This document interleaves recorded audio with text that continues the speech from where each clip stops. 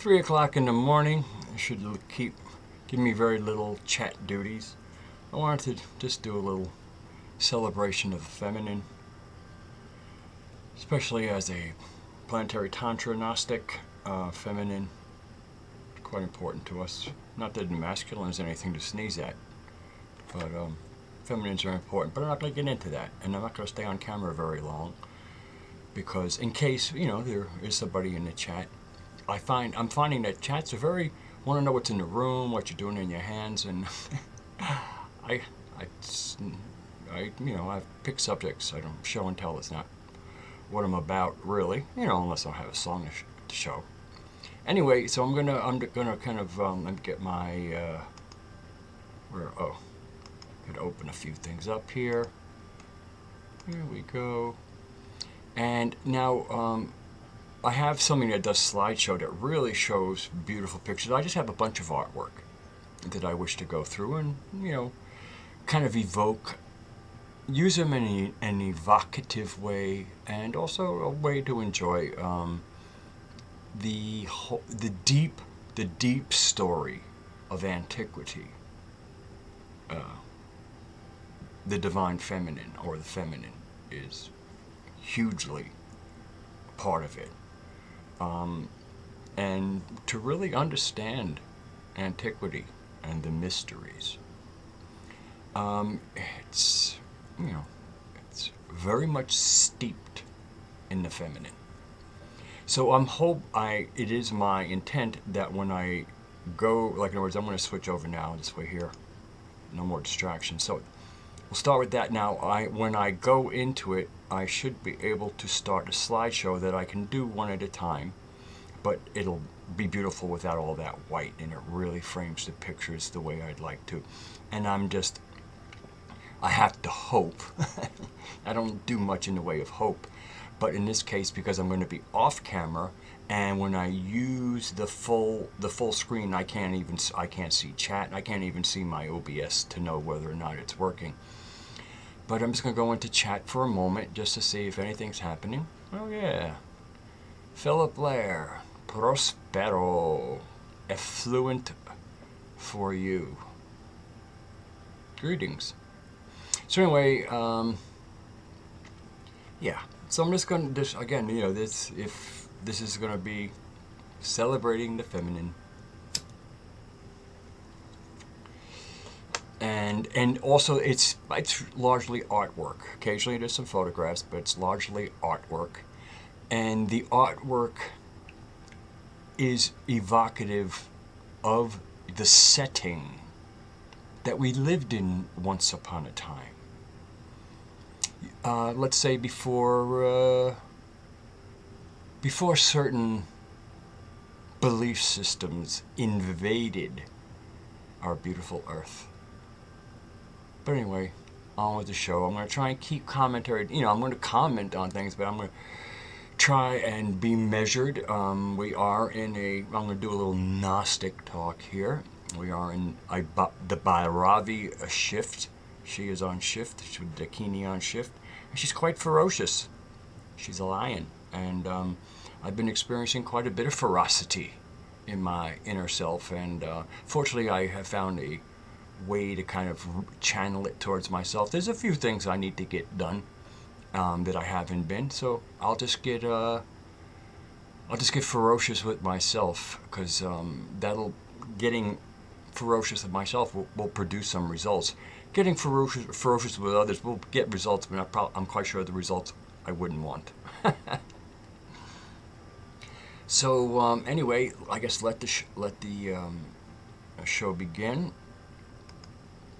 I'm gonna do a couple pictures, come back and make sure that this works. But anyway, let's start the slideshow. Loading.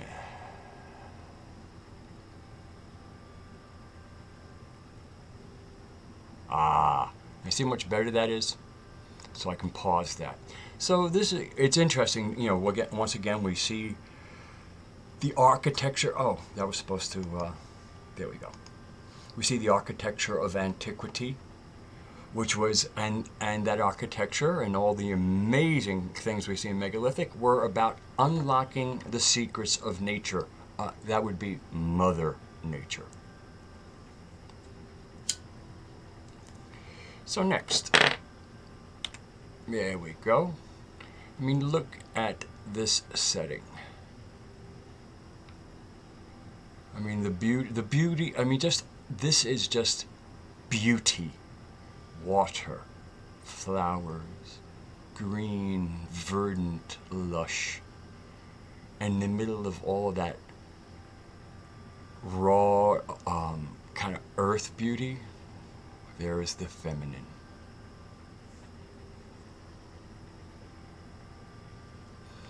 So I'm going to stop just for a second to make sure that this is showing the way it's supposed to, okay? Let me come in here. Okay, so I see no complaints, so I'm guessing this is going well. All right, very good. Back to the slideshow. All right, so I should pause it and then hit next. And I like this motif. I mean, some of the stuff is a little, I mean, there was a lot of stuff I didn't put in here because it's a little inauthentic. This might qualify as it, but I liked it. I very much enjoy this one, especially with this because we have a Dakini known as the variegated mother or the leaf-calad mother, and this certainly evokes that. And of course, the owl. And I know some people try to make the owl into something evil. Mother Nature made nothing evil.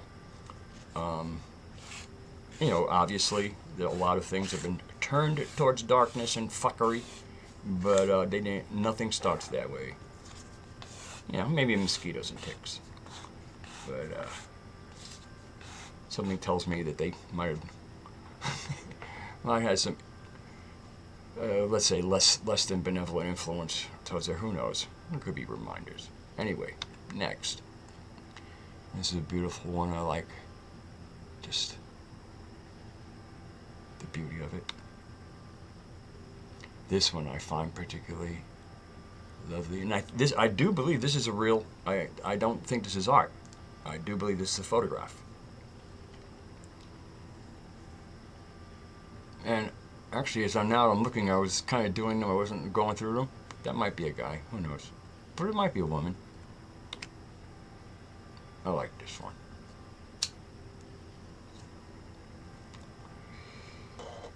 I mean, oh, look at this earth. Oh, yeah. And the beauty of the architecture of antiquity, you know, is how when it does come into a setting like this, it complements it. At least the true Aryan, and some people might call it taut Aryan architecture. And then you have the Phoenicians that followed, and they were a fallen people, and that's when things kind of went bad. But they still had some skills because they came from this culture. And but once they got rid of the culture, they weren't able to keep it. Kind of like Ben Franklin said when I guess they formed a new government, and a woman asked him, "What kind of government do we have?" He says, "A republic, ma'am, if you can keep it." And the Phoenicians really, they kept the power, but they couldn't keep the beauty. They couldn't keep the real organization and, you know, the evolution, because they initiated a devolutionary phase. And they're lovely here.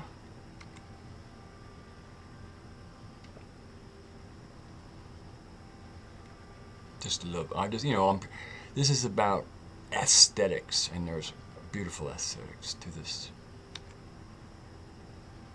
And there as well. Again, this is a little bit contrived, you know, I mean, but it is beauty. A little more contrivance. I love the energy of this one. Now these are the women who managed the world once upon a time. And we see evidence in the world of antiquity, and of course they work side by side with the men. And it's really interesting. In a lot of the old photos, you will see that, you know, who's holding the compasses and instruments of engineering, very often it would be the women.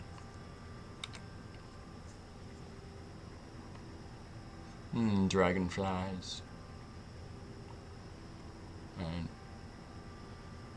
kind of an undine, that would be a water spirit type thing. Jellyfish, fishes. And here's a beautiful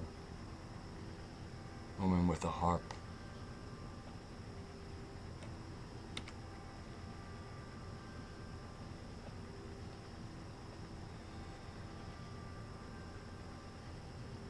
I mean, this certain doesn't this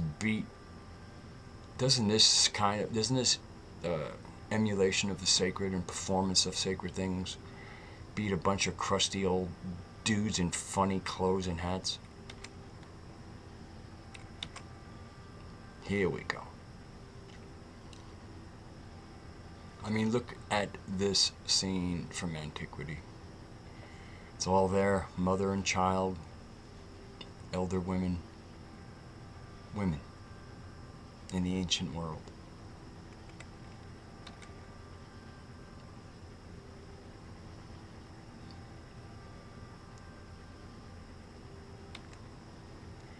Now, this one's kind of interesting because there is a Dakini by the name of Swandeva. This might seem to kind of fit in with, they're kind of, again, it's a form of artwork. I find it aesthetically pleasing, very aesthetically pleasing. Wonderful colors. I mean, look, again, and of course, there's the Masonic thing. Again, the modern Mason stole everything from the Masons who built the world. The modern world is one big group of pretenders. They have the power, and the only skill they have is holding on to it. And how do they hold on to it? Through lying and deception. Because they're pretending. And when you pretend, you must deceive. Winter. And I just like when the forces of nature being shown in their feminine portrayal. Again, it's a little contrived, but I like it. That's beautiful.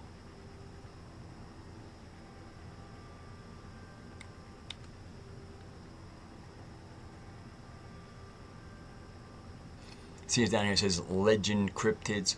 There's I belong to minds.com, and they actually have a whole, you have different people have channels, and there's one called, I guess, Elves, Mermaids, and whatever. And so some of them just end up posting a lot of things that are just taken, I guess, from games and stuff. But some of the artwork is, I find, acceptable. I like this. This is kind of ties in with, you could say, Arthurian or Parzival legends and ladies of the field, or they, could be representing actual ladies or kind of nature spirits. And they do, you see a variety, but it's interesting. The woman most close to him, there's that red hair. Yes. But once again, this is well rendered, but this is, from, this is from games.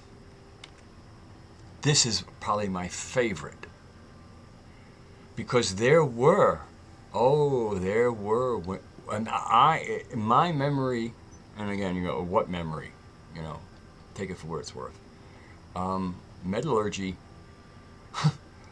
was first revealed to women. The men took it over, but metallurgy is a secret of nature.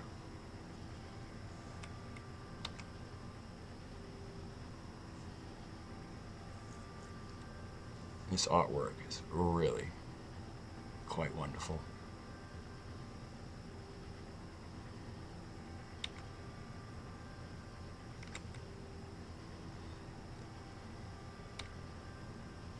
I like this pose of this woman.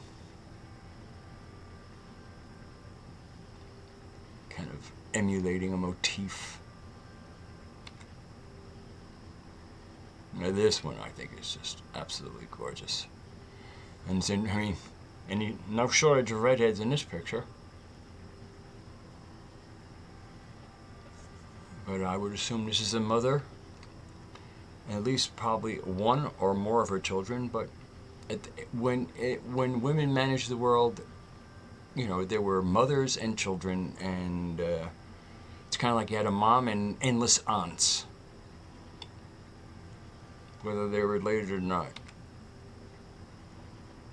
There's a real picture. I love being outdoors. Must be fairly warm, because most of the time when I go camping, the woods are pretty cool, and I'd be shivering like that. But by the fire, it'd be okay. Look at the old Volkswagen bus. This really evokes memories, because I grew up in this generation. My friend had a Volkswagen bus, my best friend. Oh yes, there's power there. This is great, wonderful artwork. And this is, you know, kind of the Europa woman.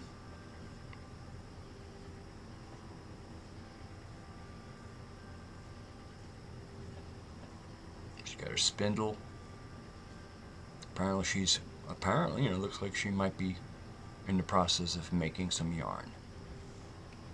And that's what was, you know, you did. You made your yarn, and then when your yarn was made, you got out the loom, and sometimes you had some group, and then they kind of selected amongst themselves. Some people made really good yarn, and other people didn't. And so they were, you know, you kind of have the ones who were really skilled at the yarn making the yarn, and then the loomers would loom. There wouldn't always be just one person having to do it all. And this is beautiful. You see the priestesses doing their work in their magical circle. And you see various elders in the circle around them.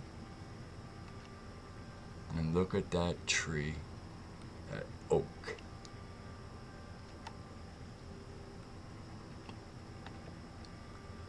Oh yeah.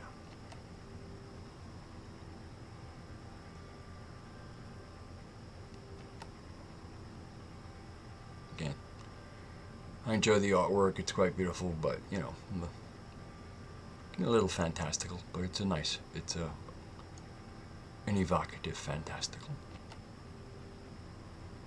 This is interesting. I like the colors. It's interesting, there's a crown on this snake's head. This is an interesting photo. This looks kind of like more the Phoenician type. But it's interesting how there's a building between her breasts there.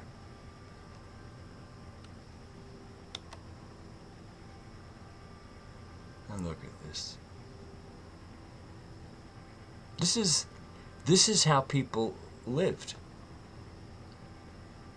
And we go, oh, you know, no, this is, you know,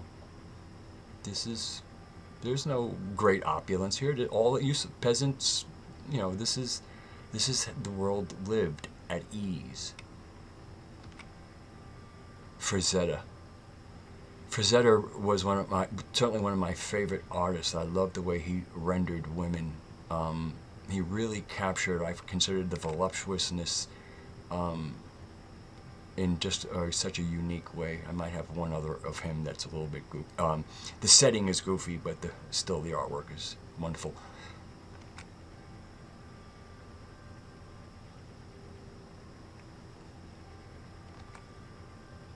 A shamaness and the Amanita muscaria. Well, actually, the ones I would say the red caps with the white things would be Amanita, and then the more golden brown ones would be psilocybin. There's a beautiful rendering, and just the art, how art used to be.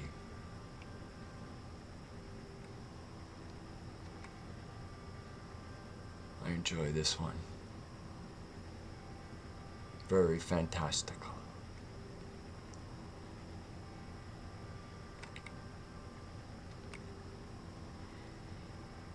And then this is evocative, sacred masculine and sacred feminine. dragon at the bottom of the world tree, kind of representing the coiled kundalini.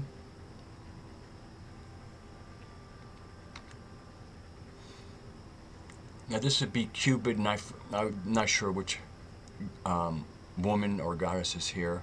I guess it's just a regular woman, and Cupid's trying to get her, and she's saying, nah, none of that stuff.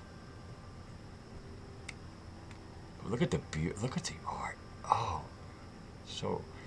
And when you look at Cupid, it's Cupid is quite androgynous there. I mean, of course, as most kind of chubby little, not infants, but still quite young. And just the artwork is so wonderful. And I just found this whimsical, because there's a little hint of the alchemist here. Yes.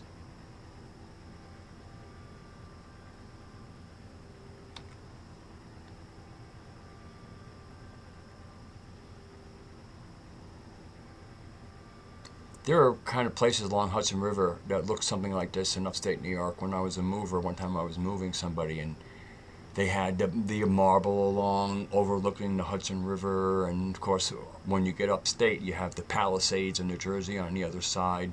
I mean, reminds me a lot of the upstate New York, only let's say about 40 miles north of New York City, maybe even a little less, along the Hudson River.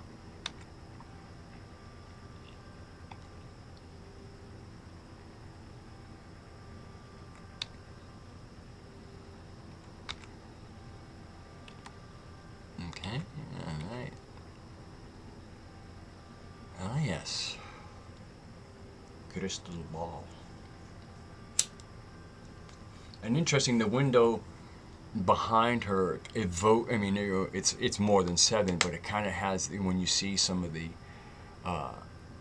Asian art of like Buddha and whatever, you have like the 7 cobra heads behind him. Well, the motif behind her head kind of echoes that. I like this Valkyrie type, and that lightning in her hand, it's almost as if, like, rather than having the Dorje itself, there is the lightning, the Vajra.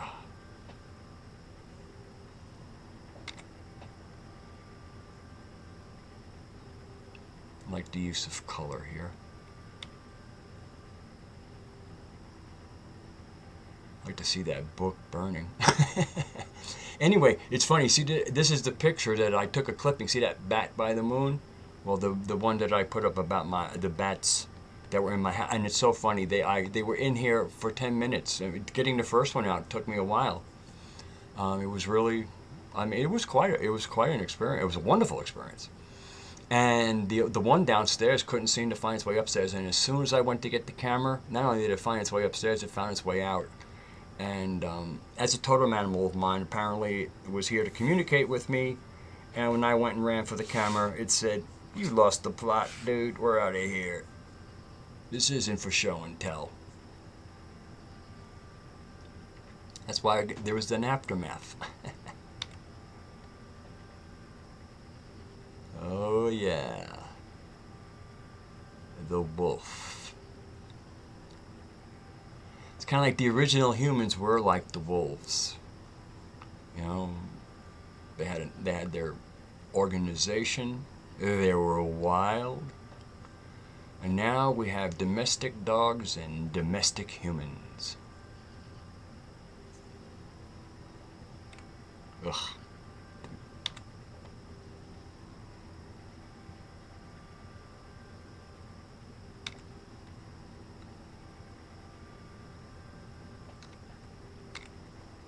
Uh-huh. Yeah.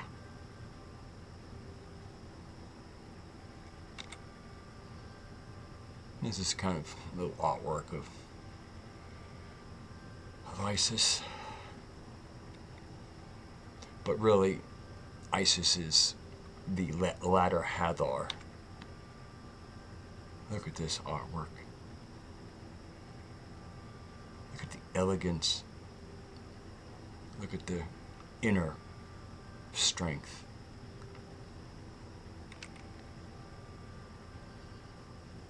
She didn't need Gloria Steinem, that's for sure. That's a little goofy. That's sweet.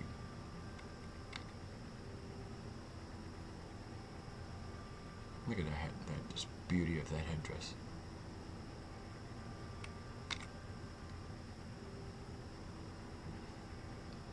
She's feeling it. Oh, mermaid slipped in. It's interesting to see the tarot. I was doing occasionally I do some word deconstruction. And I've always kind of seen that, certain languages, and Hebrew is probably the best example, are based on consonants, and they're built on 3 consonants, almost like the trigrams of the I Ching.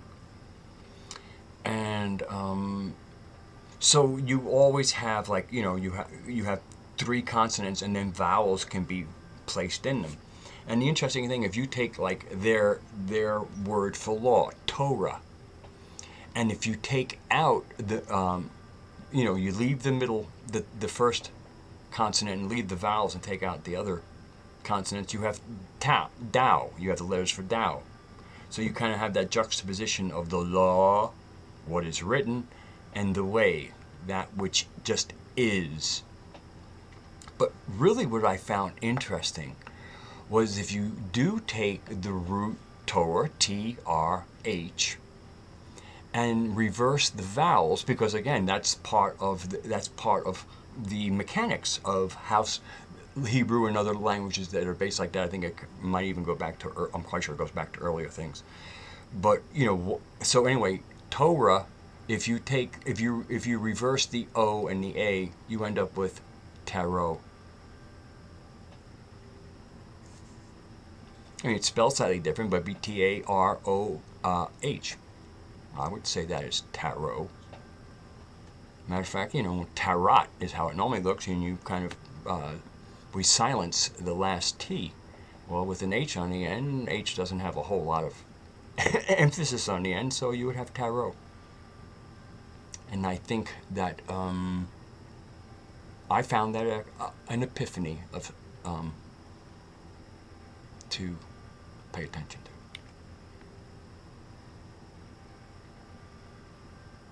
Beautiful colors there. Yeah, kind of like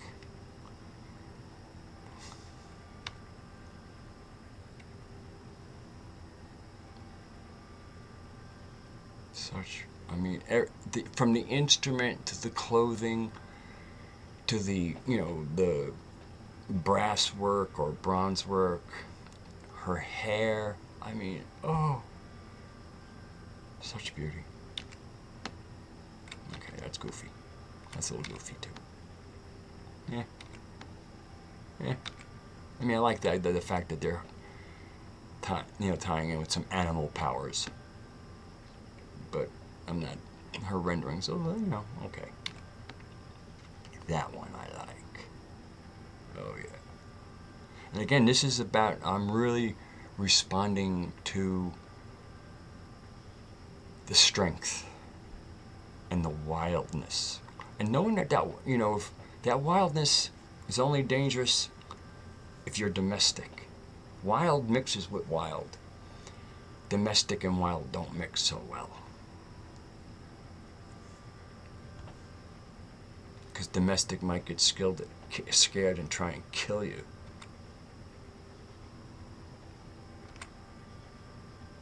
I like that one.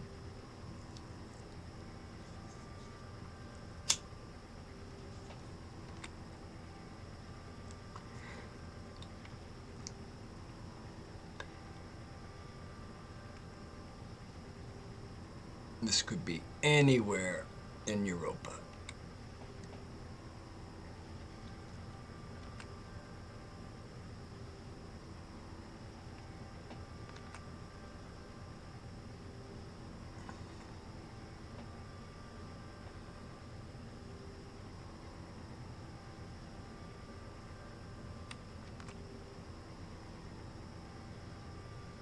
Look at this world. Look at this earth. All it needs is a Luxor pyramid. Or maybe the Eiffel Tower. I'm being a little jerky. I like this. The wild woman's magic is old. Together with Mother Nature, she sings the song of her ancestors, the words of the mother's tongue, long forgotten.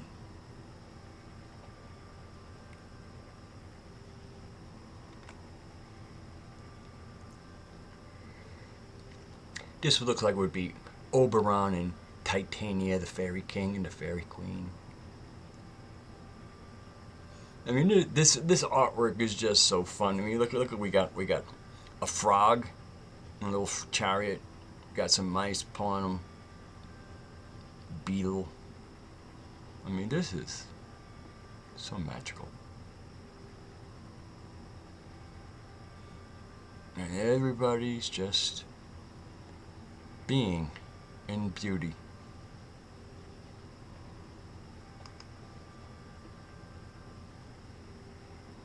Oh, beauty.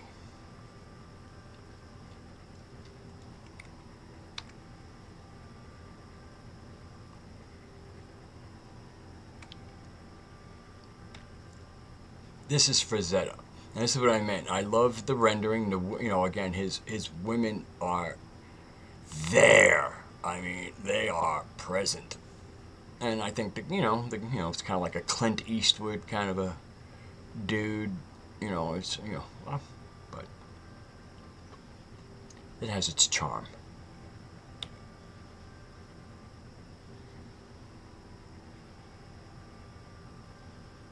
Oh, yeah.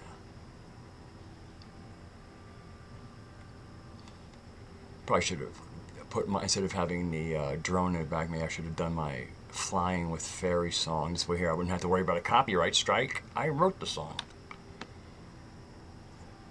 Actually, it's one of the Flying with Fairy might be like the third video I uploaded on my channel back in 2015 when I began it. Last time as I was falling asleep, I started thinking about pulling off most of the videos on my channel. I'm struggling with where the world is right now and the culture. Like, matter of fact, I think when I get to the end of this, I'll probably have a little comment about being on YouTube and what we've done with our communities and things like that. I might have a little commentary about that.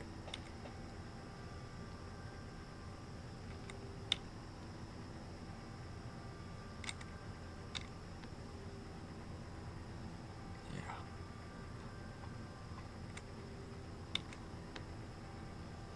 Don't let the tame ones tell you how to live.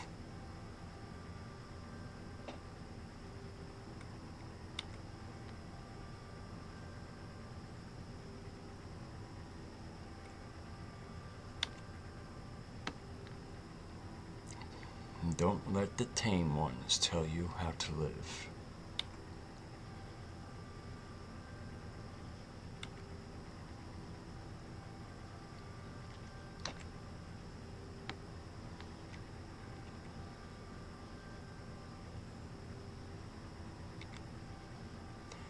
We dismiss the achievements of our ancestors and fall short of them.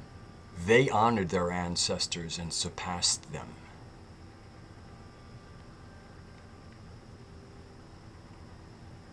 Something to ponder. This is a scene of ancient Greece.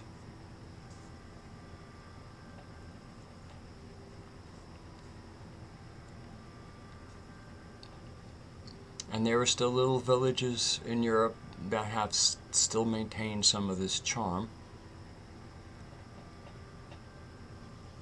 At least aesthetically.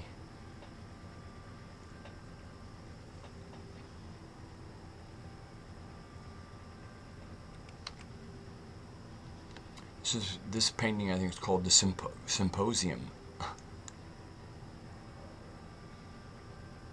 It's beautiful.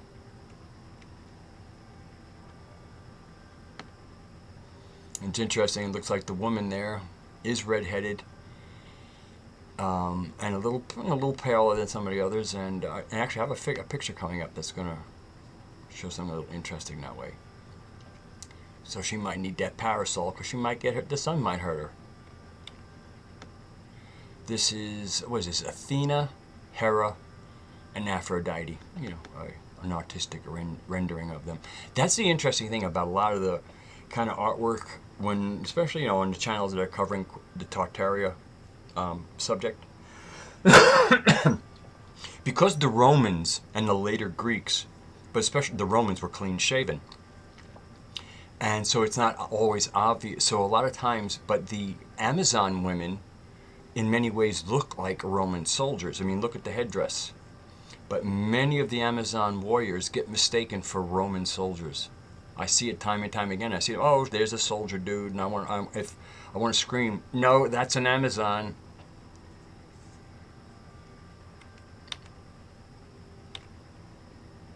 Is this where I started? No, I did not. No.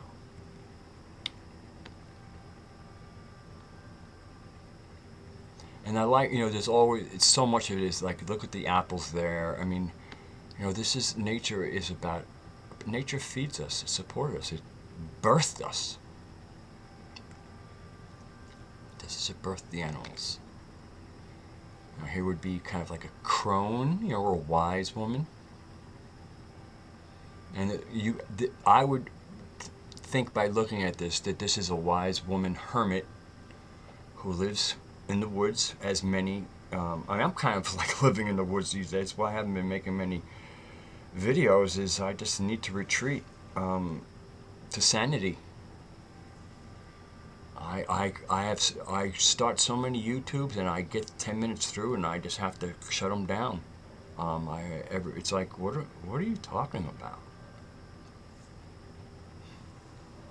And of course, you put the skulls up. Well, they might have been people who gave her trouble in the past.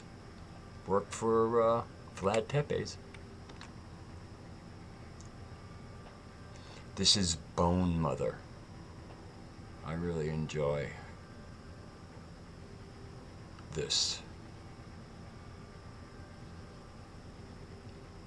Maybe a little collie kind of energy in here. This is what I was talking about. I'm calling this the chestnut Caucasian. This woman is not tan.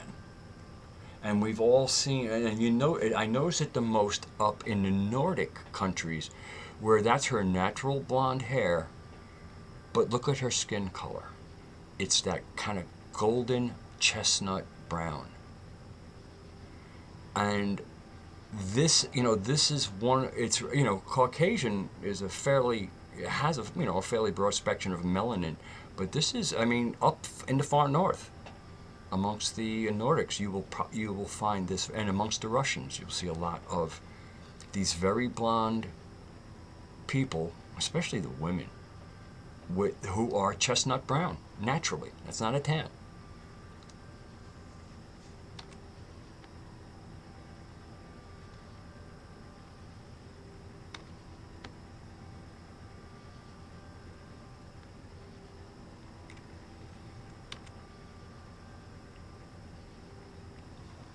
I do believe this is a rendition of Diana, the goddess Diana, of, you know, Roman goddess.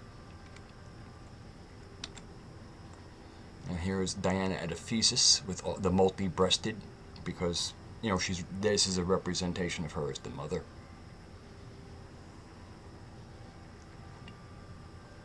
And then they also have the triple goddess depiction down here. What they're doing is they're actually showing you the three faces. In other words, it's a statue with three faces, and this is what, if you would look at it from one vantage point, and then you can see this one here, so that's her, and then you see this one, her, and that would be there. And that ties in a little bit with the Hecate, triple goddess aspect.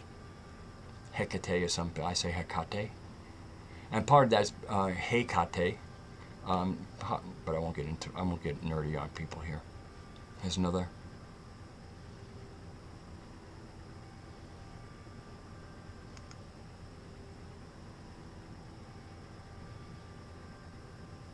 Dragon Lady.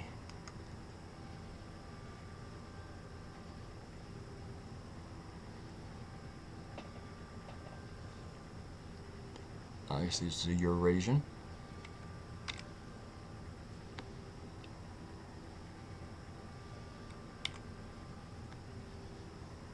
Oh, yeah. That's what a rave used to look like.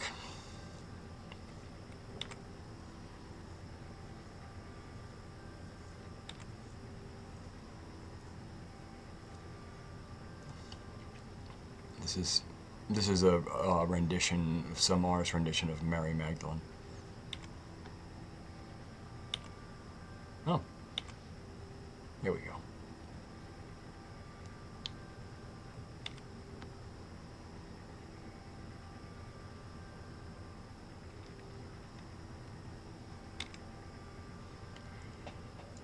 Now, very often they call these Venuses. Of course, that's just, again, covering up of Gaia.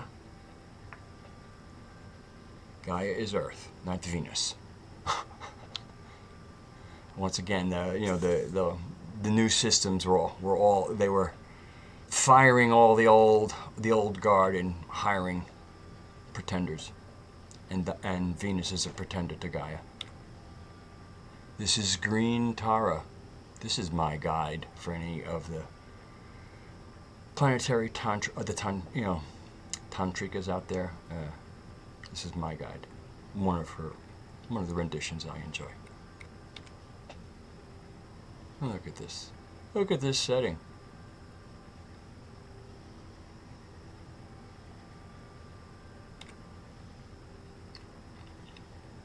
The last known Native American on Nantucket died in 1855.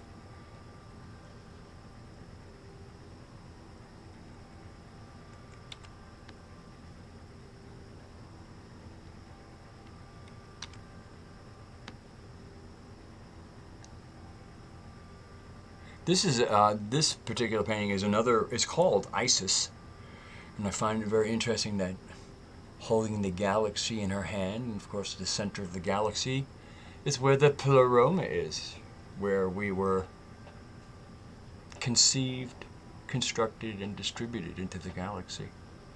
But of course that's Gnostic narrative. Not everybody wants to go there.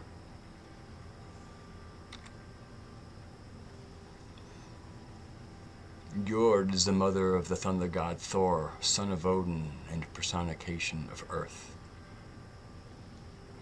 Jord.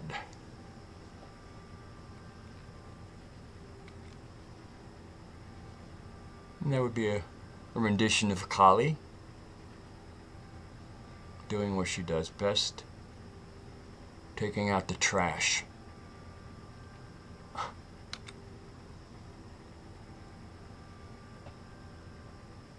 Oh yeah.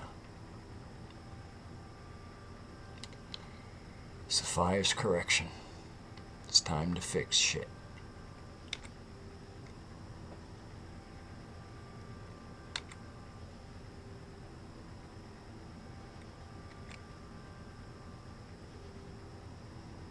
This is incredibly beautiful. I give everybody a little time to just drink in the beauty here. But from what I can tell, this would be an underwater scene.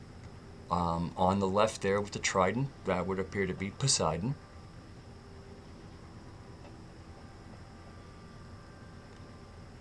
Looks like they have a visitor to their realm.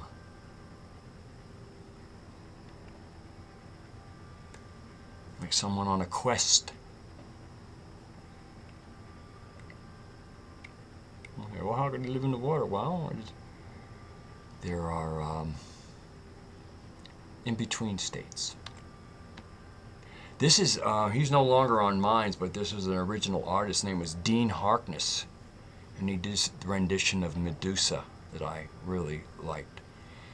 To know, one has to read the mythos around Medusa to understand what a tragic story Medusa is and how she was portrayed by one of the pretender goddesses of Rome, the Roman goddess pantheon. A pissy bunch they were. This is another artist rendition of Medusa, kind of capturing the fact that she was a, she was a priestess, I think, of Diana. She was a priestess of a goddess, and the goddess got jealous and cursed her. But again, we're talking about the Roman gods and goddesses who were quite, well, again, pretenders to nobility. This is Merlin and Nimue.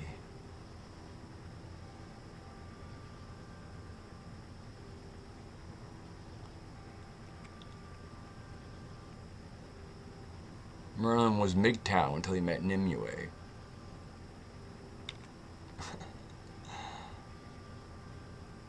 Look at the beauty and strength here. Whoa.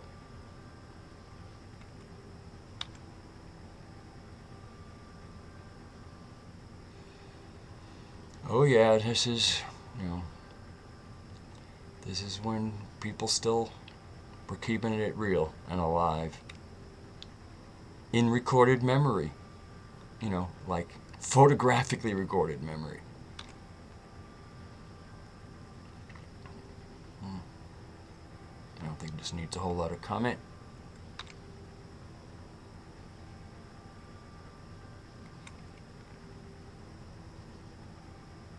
I do believe she's one of the muses.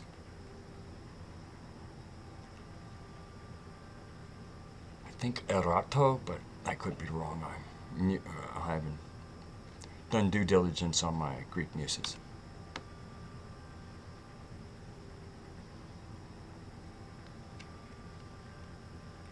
Some Native American women. And one of the things that Dane Calloway has really broken open on his channel. Dane Calloway, D-A-N-E Calloway, like Cab Calloway, C-A-L-L-O-W-A-Y. And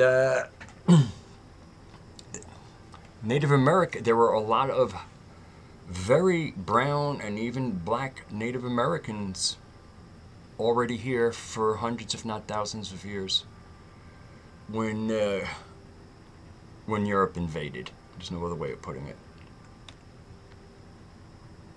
Alpine setting here.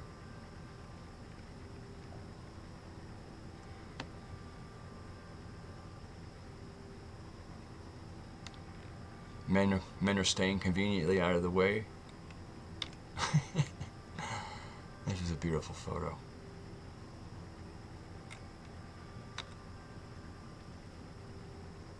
As is that. This is the Pythoness at the Oracle of Delphi. The vapors came up from a subterranean chamber and helped her, assisted her in her trance.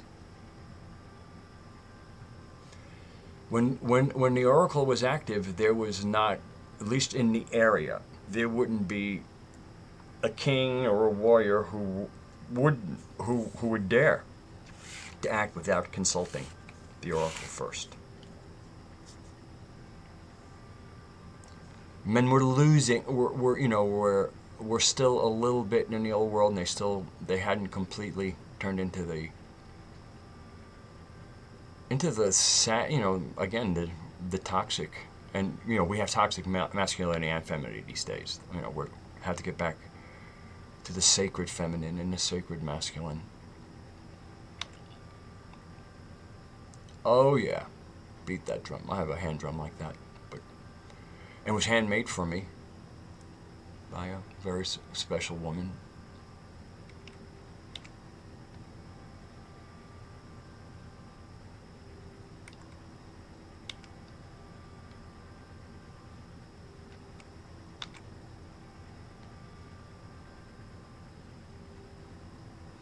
It's a cauldron there.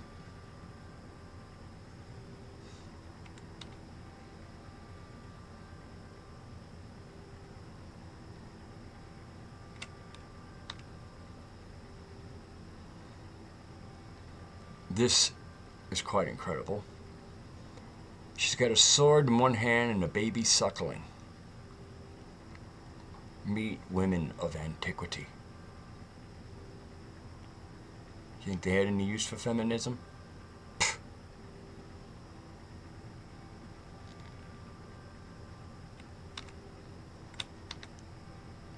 I thought this is funny. Me trying to summon a fuck to give. Still nothing. I like that one. They spelled it wrong.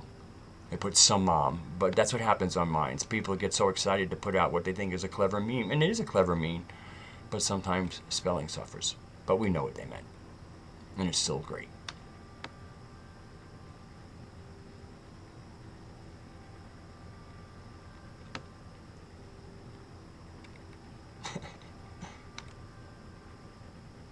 This is truth coming out of the well, and the locals trying to prevent it from getting out. Lady of the Lake.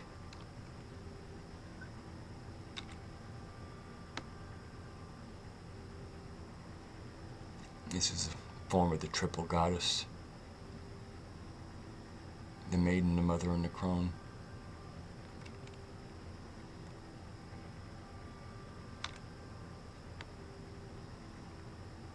Undines is the title of this one. Undines are water spirits. Water nature spirits. Quick little, the name, the kind of classical names for water spirits are undines, and it's gnomes for the earth, salamanders for fire spirits, and air, sylphs and zephyrs for the air spirits.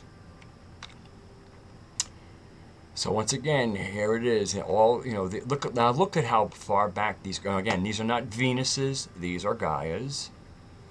Again, it's who. These are the researchers calling these things Venus. But look at Look, Germany. 37,000 years ago. I don't do that BCE shit. All right, Germany, 37,000 years ago, or 36,000 years ago. Austria, 32,000 years ago. Czech Republic, 30,000 years ago. France, 28,000 years ago. Austria, again, 26,000 years ago. Slovakia, France. So you can see, and then you get, look how when you get closer, it starts getting stylized. This is Mama. This is, representation. And to me, and you can see when you get back, her face, because her face, you wouldn't give a face to the earth.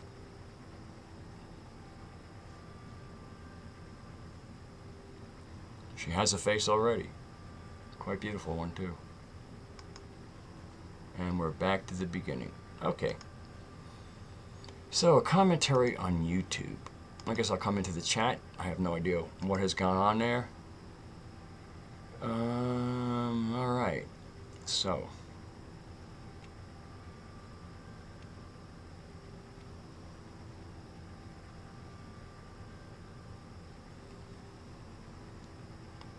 Oh, it's stuck. I see. I was concerned about that. Really. Oh. How do you like that? See, that's what happened. I went into the slideshow and I couldn't see anything. Well, I wonder if it comes out in the video. That would be a real bummer, right? All that, I mean, almost an hour.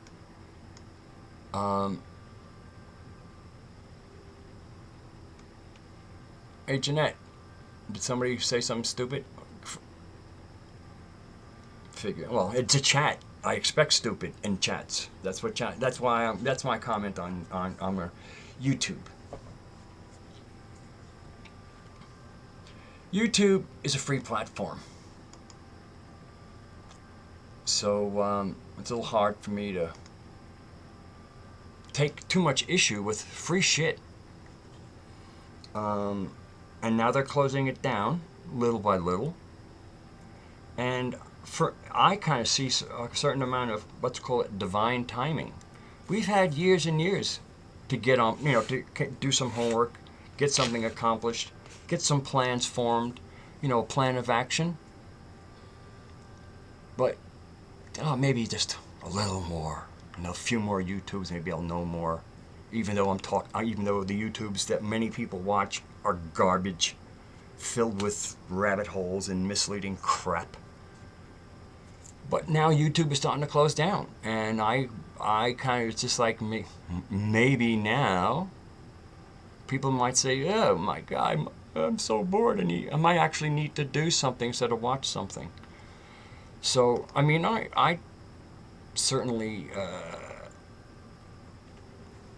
you know, I don't approve of what they're doing, but it was free. The amazing, and then of course there are people who made money. I never monetized because all I stopped watching TV in 2010 partially to avoid commercials.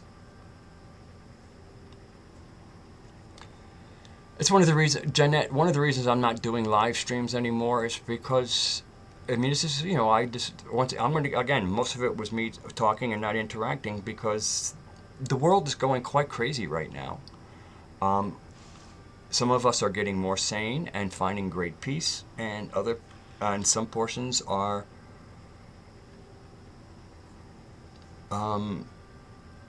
losing it. And I just don't want to be a part of it.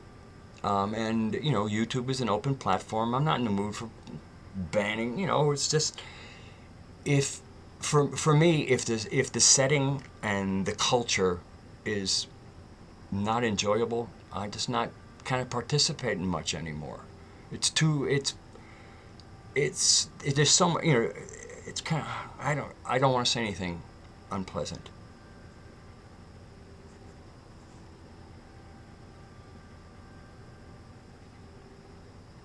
Well, I wouldn't be surprised either, Oswald. That's why all of us have run to Nemeta. We have we have a place to go be, and even there, there's like there's the part that you don't have to, have subscription to, and there's the part, and finally, because I had some real hard times a few months ago before I kind of got certain things fixed from my own flow of things. And then when I finally did have flow, I had a project that was going to require a couple of $1,000s to pull together so I could start working on that. So I got that done. But the moment, and it was funny, I was deciding, okay, do I get my subscription to Nemeta, or do I, get a little more equipment? And I was out having a cigarette, communing. I was actually sitting on the lawn doing some kind of, doing a little shamanic work with the moon. And all of a sudden, my guide came through and said, "You're joining Nemeta now. You have you have what you need. You join Nemeta." So now I'm part of that Nemeta.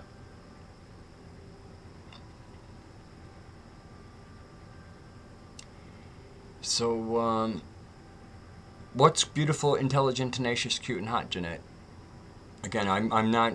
I'm trying. If I want to be coherent, I have to pay as little attention to the chat, and most people do. I mean, the chat is a chat. That's a discussion, and I'm having a discussion. So, and I'm a male, and I make no claims to be able to multitask. I try to do one task at a time competently.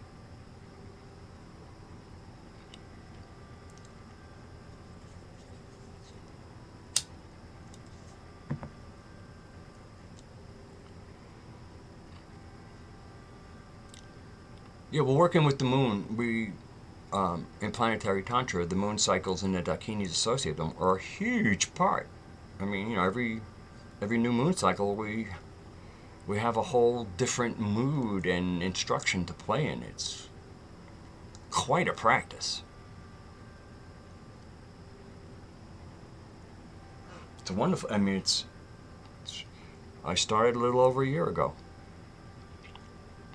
And I'm looking here. Actually, no Gnostics are in the chat, so I'm kind of like, there were a few. If I had even one other Gnostic in the chat, I might drop a. Again, we have a whole different language within our school, as all schools do. I mean, if you go to massage school, you won't understand half the words because they're all anatomical and Latin terms.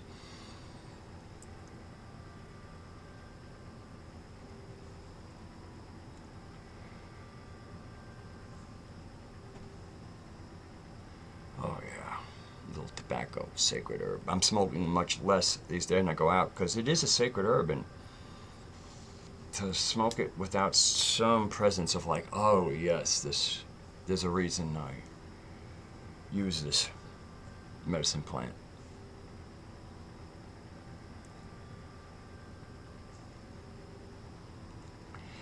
But I did pick 3 o'clock in the morning because I figured the chat would be more subdued. Let's see, I can't even see how many people are watching at the moment. 9 people. You know, that, I mean, I'm trying, this, you know, my channel is an education channel. I consider myself an entertainer, but that's what the music is.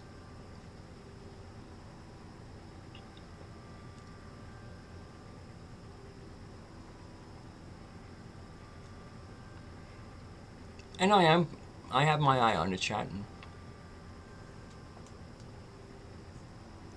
once again, the ferocity that I feel I will turn on myself to get things done.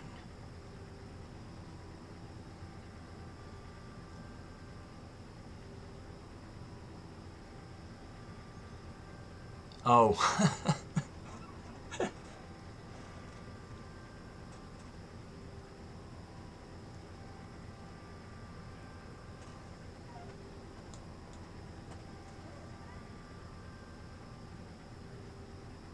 So anyway, that was so that's I wanted to put something out that I went to sit down and do videos and do a couple of live streams, and I was guided. What are you, insane? I mean, what are you, nuts? Who are you going to talk to?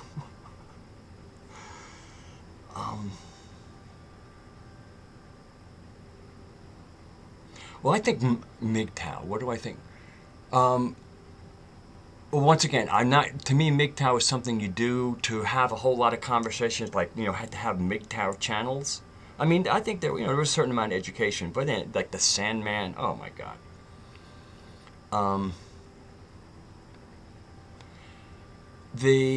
But basically, the MGTOW was reacting to the feminine marrying the state. That's what MGTOW is a reaction to. Like, in other words, getting married is no longer a sacred act. It's a legal binding. And so then should things get a little dysfunctional in the relationship, it isn't handled between the participants of the marriage. It now, especially women, have a great big daddy to come whack their husband. And that's what MGTOW's reacting to, how the courts have treated men. So I totally understand it. Currently, I am MGTOW, but it's largely because I'm doing so much work, and I've been married 4 times. I thought maybe I should give the ladies a break. I mean, you know, 4 failed marriages, and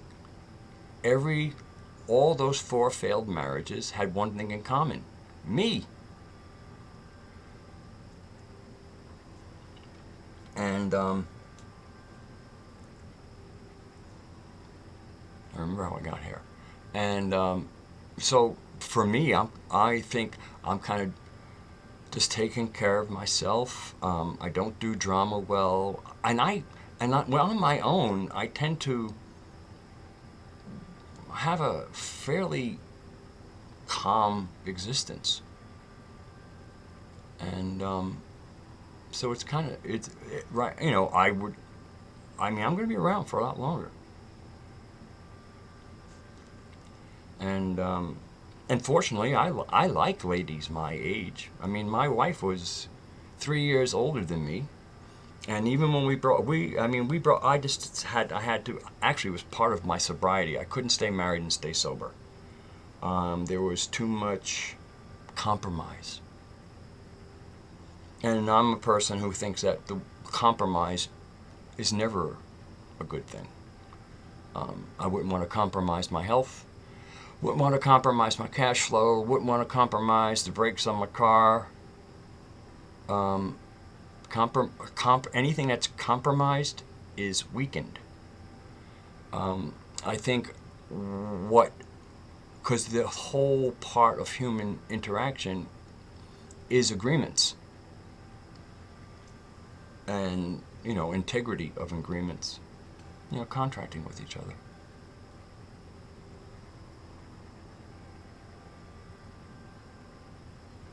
Oswald, I can hardly listen to anybody anymore. Again, I'm a Gnostic in Sophia's correction, dealing with knowing my place in creation. And I can't listen to people who are clueless in creation anymore, and that's the majority of people. Clueless in creation. Clueless! And I don't want to, I'm not in the mood for picking on people. I want people to find their own way, find their own peace, without me calling them names. Because it's not what I'm about. Like I said, if I'm going to scold someone, I'd rather get in the mirror and say, okay, what haven't you done lately, Radagast? I'm going to give myself a scolding.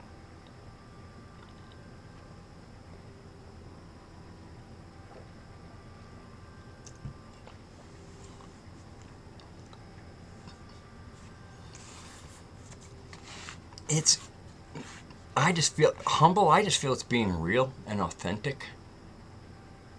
And always, like, I guess from Carlos Castaneda work, when you stalk yourself.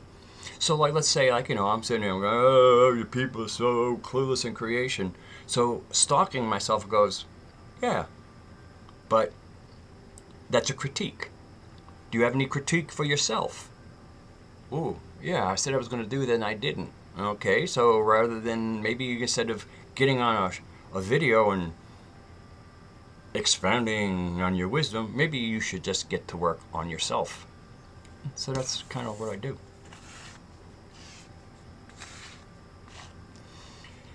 One of the things now, that's the other thing that it's a little tricky for me, and I realize, and I'm speaking to you, Mario Heat, and I like you. And I notice, like, I'm a moderator for Walter Bosley, and people like, and poor Philip Blair. I don't know if you're still here. Last time he asked me about a cigarette, and I closed down, and I couldn't, because I'm here. I'm talking about subjects, and I guess if the title of my video was show and tell, well then, what are you drinking? Oh, this is the ginger tea I made up. I cut up ginger root and I boil it, and then I put some lemon in it, and then I fill it up with a little bit of water so it's not too spicy. I put some honey in it, cap it, shake it up real good, and then I drink it. Like Walter Bosley will be there, and like I said, I'm a moderator. What's in the box? What's that painting? It's just like, wow, man.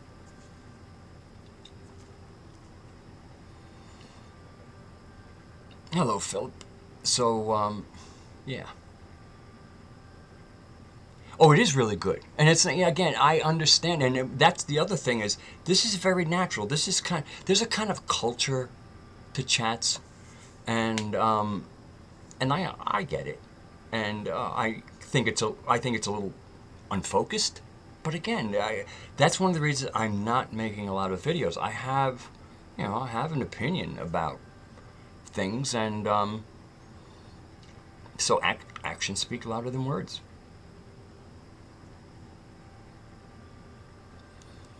And actually, the other thing is, I just,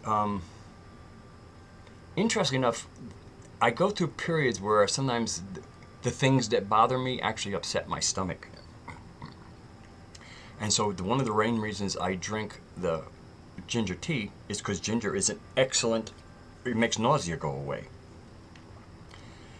And it's really tasty also. So largely the reason I'm drinking is I'm going through a period of some nausea. And if I go meditate and I put a citrine crystal on my third chakra to help unwind some of that crunchy energy, it's good. But I can't get much done laying on my back with a citrine crystal on my solar plexus.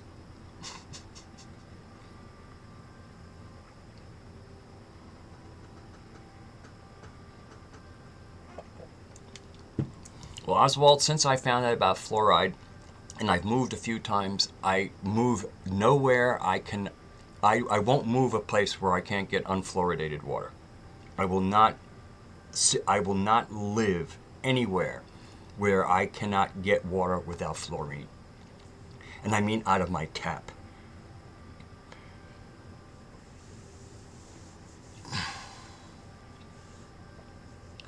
So, Yeah, so it's really good stuff. Unfortunately, I wasn't able to get the organic ginger. They didn't have it, and it really is. It's weaker. It's pale. I mean, the real, naturally grown ginger, which now is called organic, rather, but responsibly grown ginger has a rich chestnut brown kind of thing, and the other gingers are almost like a pus yellow. Ugh. But well, I cook for myself. I mean, that's the other thing. I mean, I make almost everything by hand. I mean, I cook for myself. There's very few things that I can buy pre-prepared that I consider food.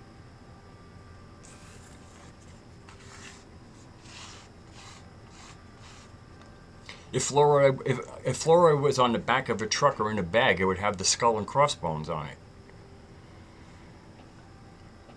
Now, an interesting thing, and this actually is to be a little bit of some wisdom from the Gnostic teacher, about venom can be a cure or a killer. It's all in the dosage. Poison is about dosage. But it would appear that the fluoride that they're putting in the water, once it's in your system, it does replacements of other molecules that just don't work out well. And I also really wonder. I mean, when I look at the state, let's say the state, not of, there are certain of the comment sections anywhere. When I read the bulk of comments, I realize the fluoride's working. And that's sad. It really is. But like I said, I moved around, and even when I was upstate New York and didn't have to worry about because almost all of it was well water. When we were checking out houses, the first thing I did was turn on the water, because some water was a little sulfury up in the mountains. So up there, it wasn't just the fluoride. Well, I mean, there was nothing the fluoride to worry about, but I wanted a water that was pleasant to drink, and I found a good house with a great well. Now I'm in Floyd, Virginia, and all our water comes from springs, and so but I do have municipal water. I don't have well water. Actually, we have municipal spring water, and they put a little chlorine in it, but you can't even smell the chlorine. Like if I go to New York, and somebody takes a shower, the chlorine is almost overwhelming for me.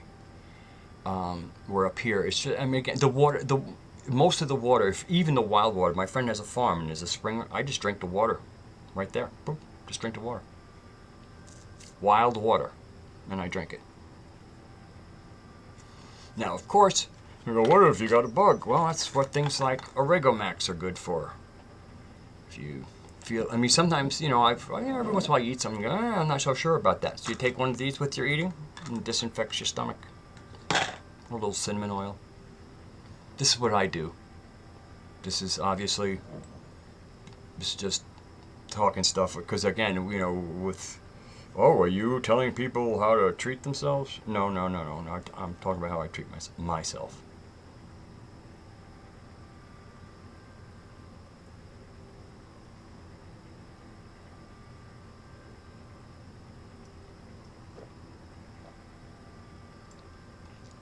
Oh, that is good.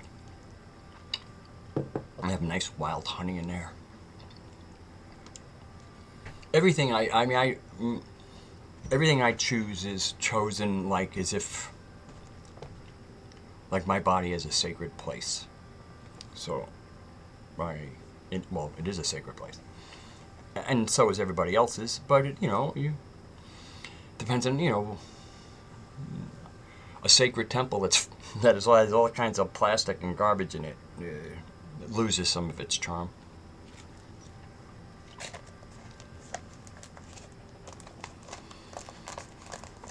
Yeah, I mean, I eat almost exclusively organic. There's very few, and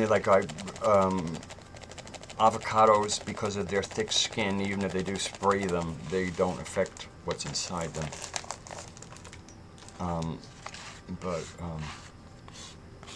And organic lemons have been almost impossible to find lately. It's been a little bit difficult. But overall, I'm able to do it. And like, like, let's see, they have, like one of my favorite little snacks, and a lot of times it's even a meal, will be almond butter and blackberries. And I have to buy organic blackberries because there's no flavor in the other ones. If you want that sweet, like, nectar, you have to get a quality fruit. And these days, quality is called organic. It used to be natural. That's what it was. But so the almond butter, and then I usually I take a teaspoon. This is my almond butter spoon. So I'll take a little almond butter, put it in my mouth, and I'll take 1 or 2 blackberries and just mush it in my mouth and just.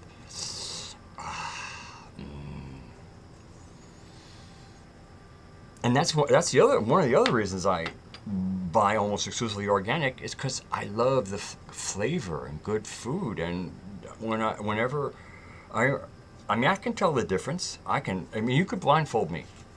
You say, "Oh, I can't hear." And put out regular blackberries and organic blackberries. I'll tell you the difference in a heartbeat. Matter of fact, I might even be able to tell without tasting. Because very often the mass-produced fruit doesn't even smell like it. And that's sometimes where I will occasionally, like they might have some peaches and it says locally grown. And I'll pick it, and if I can pick up the peach and I can smell peach or apple or pear, if I can smell the fruit through the skin, then I know it has flavor. Go to the supermarket and pick up most of the stuff that's not organic and smell it. It doesn't smell like what you, and if it doesn't have a scent, it won't have much of a flavor either. Scent is a huge part of it. Don't even get me started on the scent of a woman. That'd be an X-rated version. Although it would be worse, reverence, really.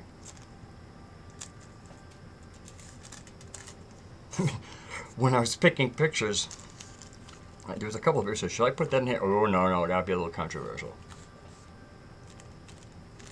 But we're getting there. And that's kind of what I was doing with the art, was just to evoke folk memories, phylogenetic memories.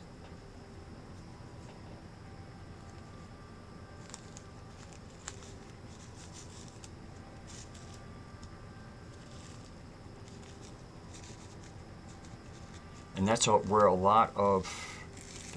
a lot of recovery right in our DNA.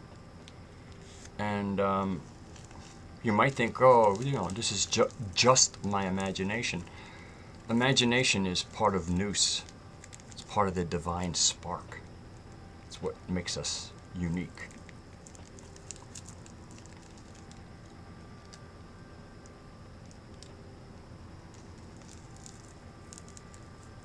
Did I mention the movie? If I mentioned the movie, I might have made a mistake. I tried my best not to reference anything Hollywood. Because Hollywood is a cesspool, and you don't get nothing good out of a cesspool.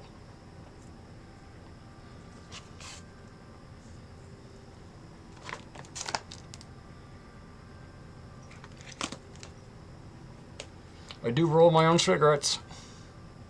It's much less expensive. It's organic. I have no use for filters because filters are made of synthetic. That they'll be around for hundreds of years. I mean, to me, smoking filtered cigarettes is just fucking irresponsible. I mean, we're either on board with a cleaner earth or we're not. And it's like, what's probably the most absurd thing? Maybe like having like people might have a big meeting. We're gonna, fix the earth. We need to heal the earth. And then what's everybody on the stage? Do they have pitchers of nice spring water? No, they have plastic bottles. I see that as disconnected.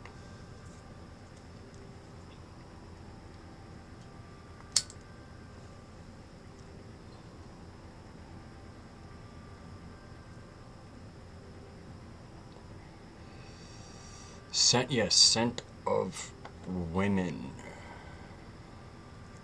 Good for you, beam me up, Scott.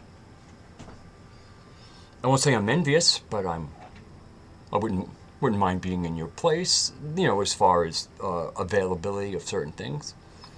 But I have my tobacco right now, and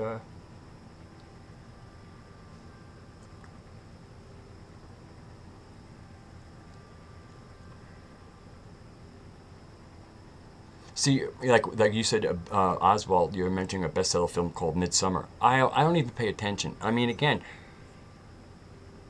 I don't care what's in a cesspool. I know what's in a cesspool. I don't need to investigate. And to me, you know, I know a lot of people think, oh, they're giving stuff, you know, they're telling us secrets in Hollywood. They're fucking with people. They're playing with you. Hey, they might give you a little something, then they'll throw you off somewhere else.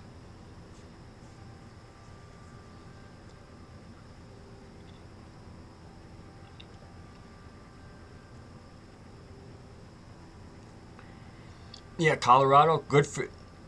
That's cool, man.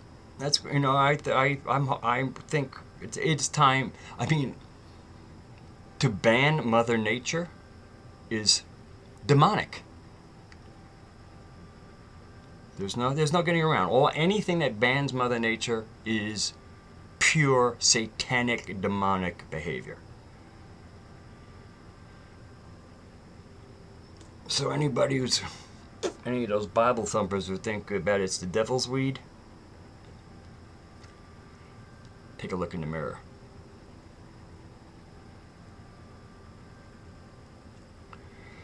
Well, thank you, Oswald. I try to, you know, I'm trying to be a boomer that actually will step into elder status and actually have some wisdom to offer younger, you know, the younger people. The average boomer, the only wisdom they have to offer you is about 402ks or 401ks, whatever the fuck. I mean, the boomers really blew it in a lot of ways, as a, you know, as a generation. But we ain't done yet.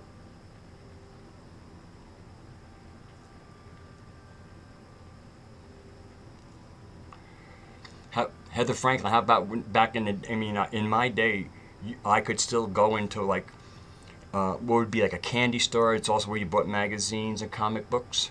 But you could get a malted, you could get an egg cream, and very often you could get a root beer or a cola, you know, syrup. You know, like basically they took a glass, they put a little syrup in there, then they put the seltzer in there and they'd stir it, and there you are, there's your soda.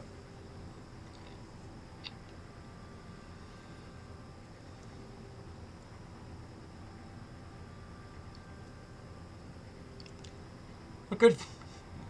I won't tell you my opinion of emperors then. Beam me up, Scott, or any of the royals. Got a sassafras growing right by my garden. I have one in my backyard. Got one across the street.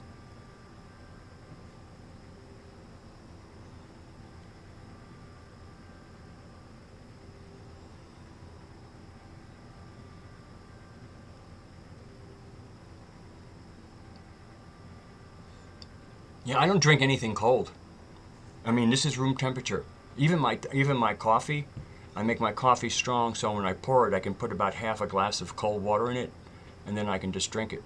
I like warm is fine. If something's supposed to be warm, I like something warm. But cold, no, I don't like cold at all. I like, you know, this is room temperature.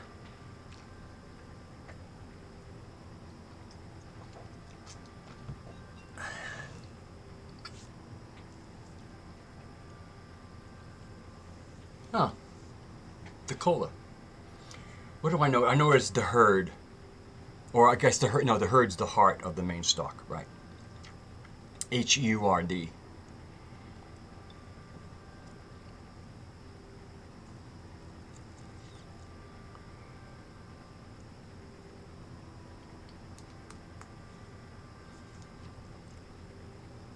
Yeah. Well, actually, it was funny. Now my father and I were like, because we both drink coffee black, and so one time we'd had dinner together, and we both ordered coffee, and I asked, could they bring me a glass with a few ice cubes in it? And so when the coffee came, I took 2 ice cubes, put it in my coffee, stirred it, and started drinking it. And then my father liked the idea, and he asked, could you do that for me too? And I think I turned my father on to a new idea. I said, yeah, I don't want to burn my tongue. I don't like hot pizza. If I can burn myself on a beverage or a food, I'm not interested. I don't. And the other thing is, a lot of food is taste. The reason you want it, people like it hot, because if you tasted it cold, it would taste like shit. Because it is shit. When you eat good food, at any temperature, it tastes good. I like room temperature, really. I really do. And my body likes room temperature as well. Now in the winter, when I'm a little cool, that's when I really like those warm coffees. Because then, I use that warmth to warm me. But I rarely get overheated. I live at 2,500 feet. It just doesn't get that hot here. And even though I'm in the South in Virginia, I'm in Southwest Virginia. I'm only about, 80 miles north of the North Carolina borderline. And, as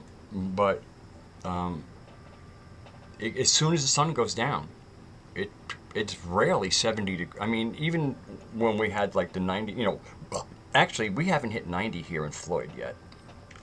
As far as an official temperature, the highest official temperature, according to the Weather Channel, was 89. Now, I come from New York. I remember a week of 90 degree and occasionally a couple of days of 100 degrees. I grew up on a much hotter earth. The earth is, don't forget, I'm 66 years of age. I've been through winters and summers for 66 years. So when, let's say 60 years, because the first 5 were a little on the unconscious side. And things have gotten a lot cooler. Now again, I'm talking about, I've camped in New Jersey, so I've spent whole summers in a tent in the woods. And so I know what a hot summer is like. And I haven't experienced those kind of summers definitely in the past few years. And if you're following, anyone who follows real science and not news science, we know that the mountain minimum is happening and beginning, and it'll certainly be how cool, who knows, but it isn't warming. Cities are always hellholes, and the more they build out cities, the more they retain heat and produce an unnatural. So if there's any man-made heat, it's not from carbon dioxide, it's from asphalt and brick. But that's just local. Like I said, I'm up here. Very often I have to put on a long sleeve shirt at night to go out and have a cigarette, or I'll come inside shivering. And it's the middle of summer.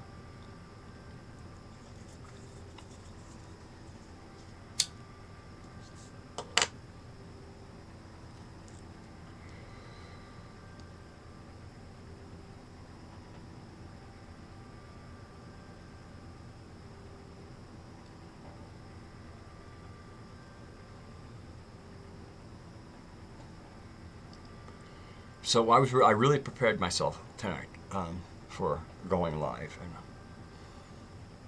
I managed to stay fairly in control. Like I said, I'm saving my ferocity for myself. So I guess I apologize that that for whatever reason that my slideshow didn't work. If it should be interesting to go back and see whether or not, in the recorded version it's there, but maybe not. And what I did, I showed 2 of them, and I came back in the chat, and nobody had mentioned anything, so I figured I was good to go, and I disappeared.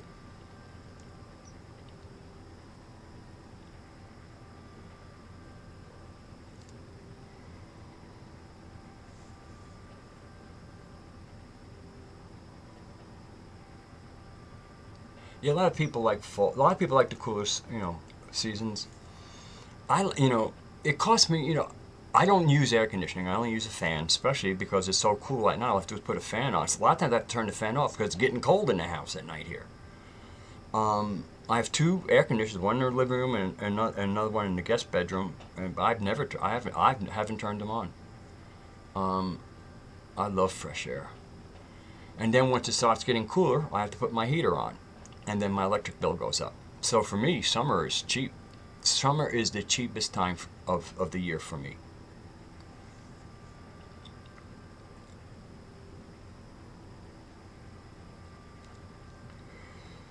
Because I like to stay warm. So if my room gets cool, and I have a DeLonghi heater with a thermostat, so I can pick 600, 900, or 1500 watts, and then there's a thermostat. So it really allows me to kind of just dial in a constant heat.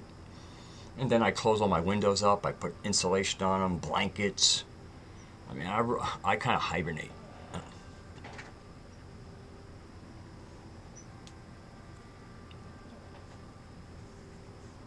Yeah, I didn't watch the chat. Yeah, I didn't. I didn't come on. I come on to be on camera. The chat comes with the live streaming, and I thought it would be unfair to shut down a chat. And most people talk to each other anyway, so that's what the chat's for.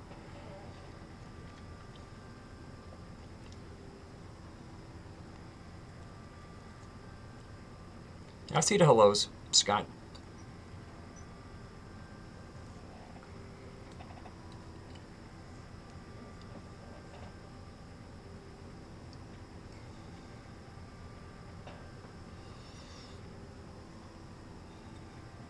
Oh, that cigarette was pleasant. We went from a Tangi.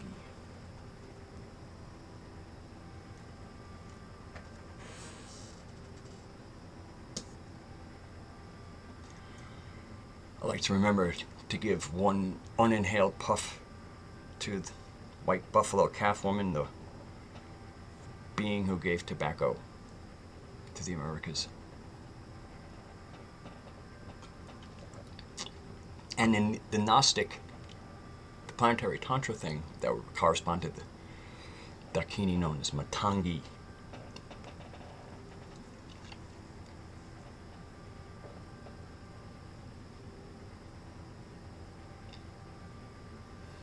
I'm from, Oswald, yeah, I'm familiar with them. Look, I ignore. I mean, Gnosis is about having, a certain understanding of our setting.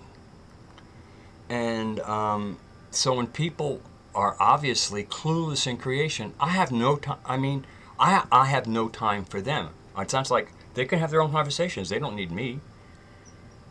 I'm not even on board where they're going. I think they're insane. So.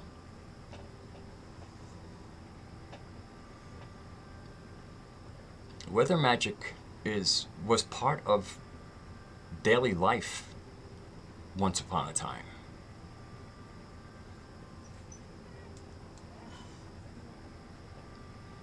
But weather doesn't like being, there's different ways of working with weather.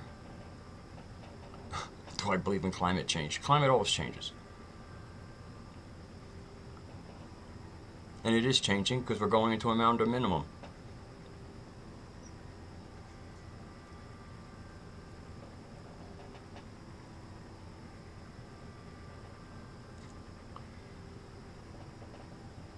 I used to live in the Catskills, Oswald. I lived in the town of Hunter.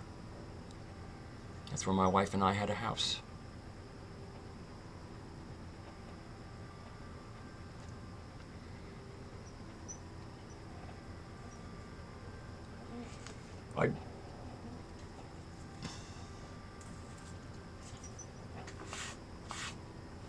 Okay, so anyway, I hope we all that some of us in the chat had an enjoyable time.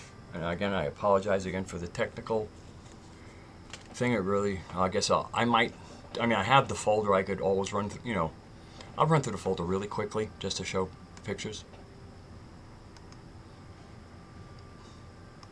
I'll do a quick pass of them. So yeah, I know you saw that one. You probably saw that one. If you didn't. Let me make sure they're coming through. Yep, okay.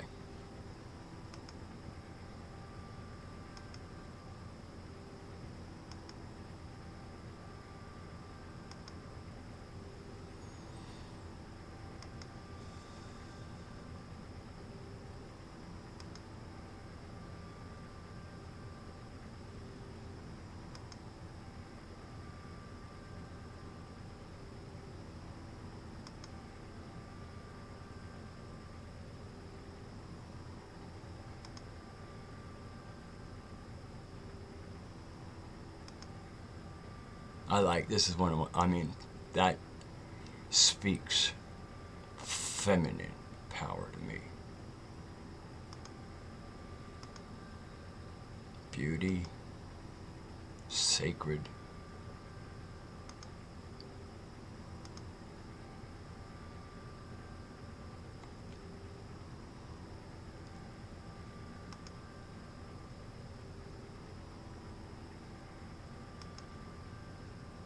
This is the one I think corresponds to Swan Deva.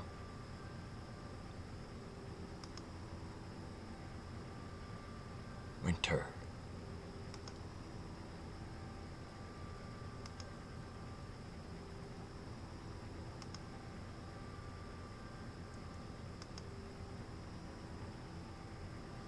There's a like Arthurian type of, or let's say quest, grail type of imagery.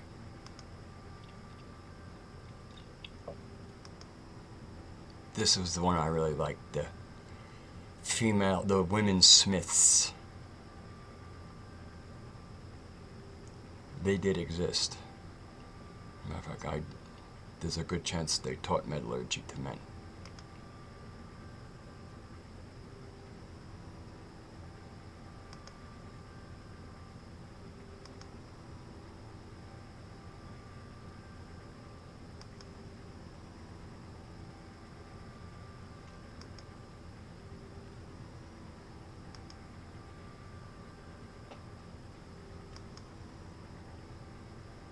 Such beauty there.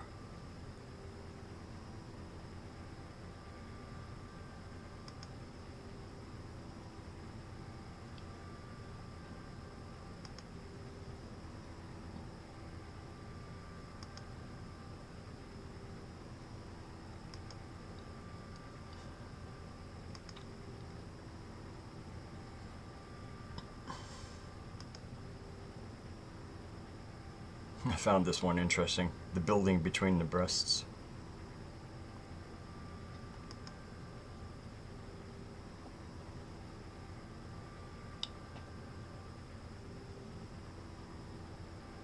Looks like the parrot's talking to her. You're not gonna fight that jerk over again, are you? Ah, he's an asshole. Frazetta's work. Boy, does Frazetta know how to capture the magic of a woman and her proportions, her sacred proportions.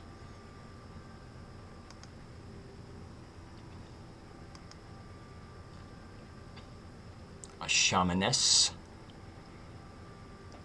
psilocybin type mushrooms and amanitas.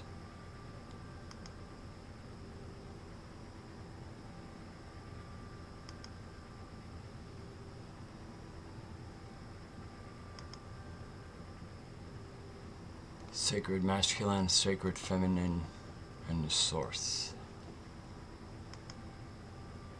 That would be Cupid trying to dart somebody. She's saying, I don't need the troubles. Kind of like modern alchemist woman. Find this, and it's a little modern, but I kind of enjoy it.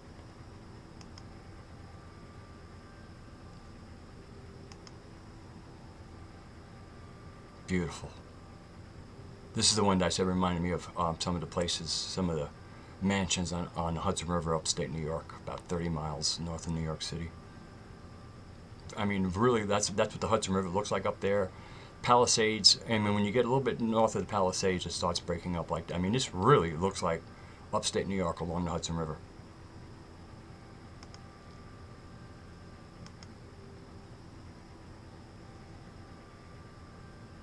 This is the one I said looked kind of like had the cobras behind her, kind of almost like the Buddha motif. Valkyrie.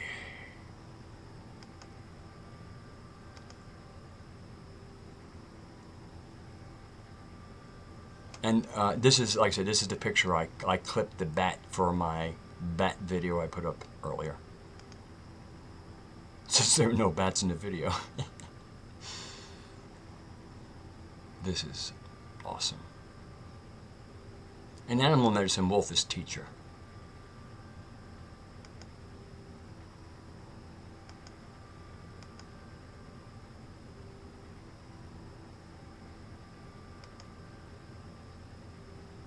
There's some inner strength, nobility, someone that knows they're sovereign and what sovereign means.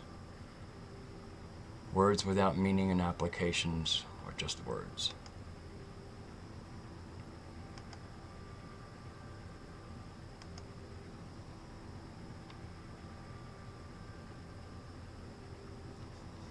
Looks kind of like where I drink the water on my friend's farm.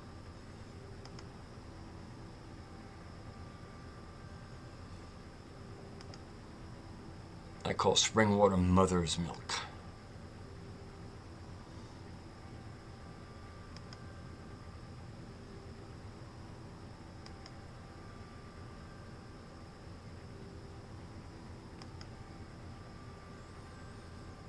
Everything in this is just so, I mean, the fabric, utensils, the ornate harp,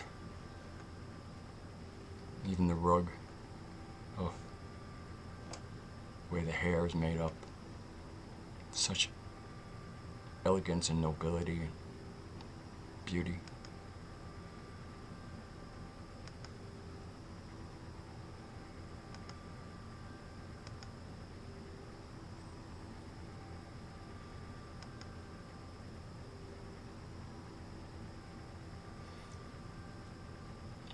There's the teacher again, and the wildness.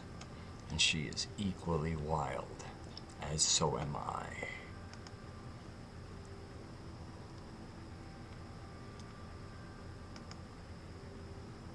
That's beautiful.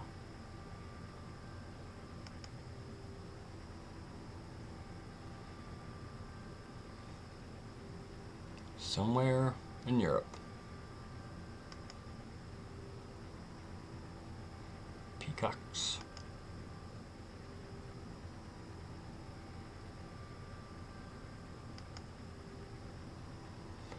Oh, just beauty.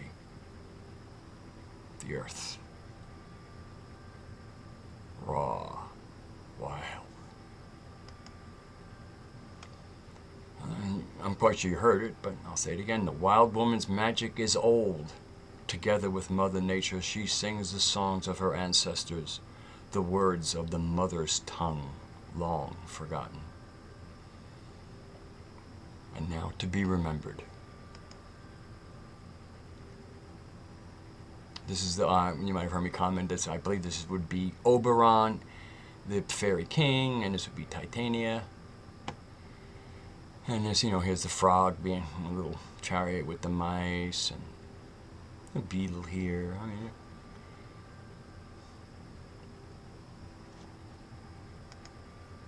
wait, did I miss one? There we go. I did miss one. That one.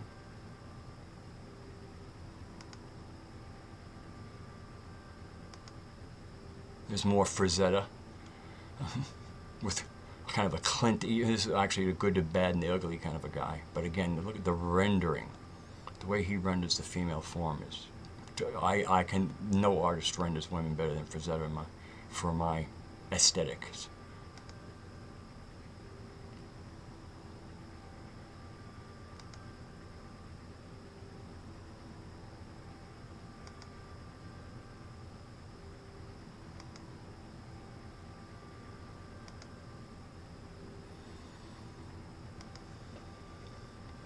Don't let the tame ones tell you how to live. the tame ones go to their safe spaces, but don't let them tell you how to live.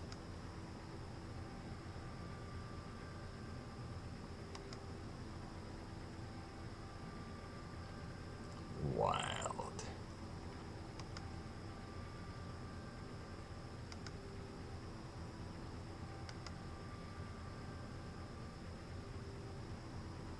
Abundance. Because that's what Mother Nature is, abundant. We dismiss the achievements of our ancestors and fall short of them. They honored their ancestors and surpassed them. A word to the wise. Suppose there's a scene of ancient Greece. You know, in the bad old days before we had modern civilization. Thank Goddess for modern civilization, huh?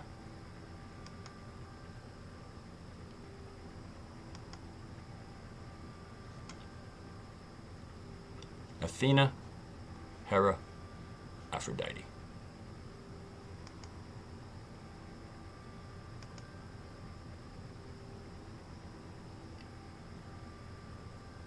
Apples. It's kind of like a, Baba Yaga type hermit woman living in the woods by herself. And a few trophies from people who thought she was easy pickings.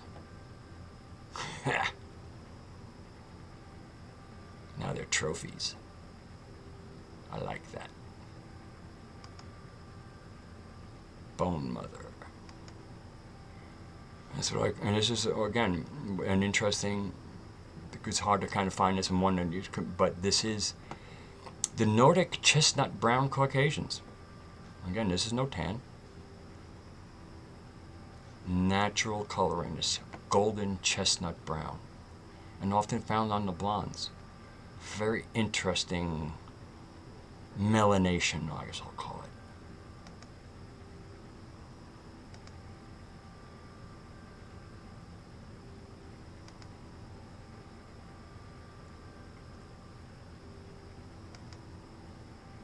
It's Diana of Ephesus. And now they kind of have this, they're saying, but this is really more of a Hecate thing, but Hecate and Diana sometimes get conflated. But here she is, in her Roman role of really kind of Sophia. And, they're playing games here. But here you see the three faces. So this face here is now shown here, and this face here is shown over here. Another rendering of Diana of Ephesus. Dragon woman. Eurasian shaman woman. Or shamaness. And these, I don't know what your genetic memory tells you, but these are scenes of life as it once was.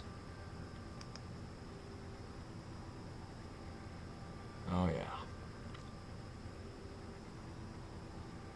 They're having a little rave. A rendition of Mary Magdalene. Another Frazetta work. Wow. It evokes the phrase "scent of a woman."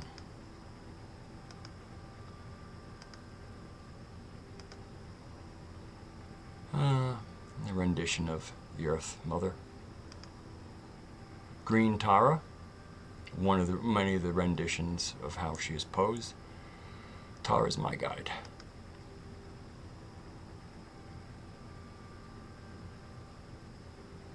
Hanging out in antiquity. Doesn't look too shabby.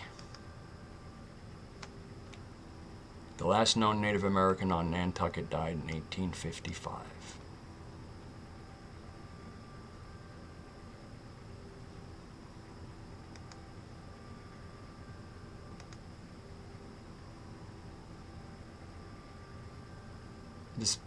the artist who rendered this called this Isis. This is the Milky Way in her hand. Oh. And then Jord is the mother of the thunder god Thor, son of Odin, and the personification of Earth. So it's kind of like the Nordic Gaia. This is Kali, doing what she does best. Getting rid of the trash.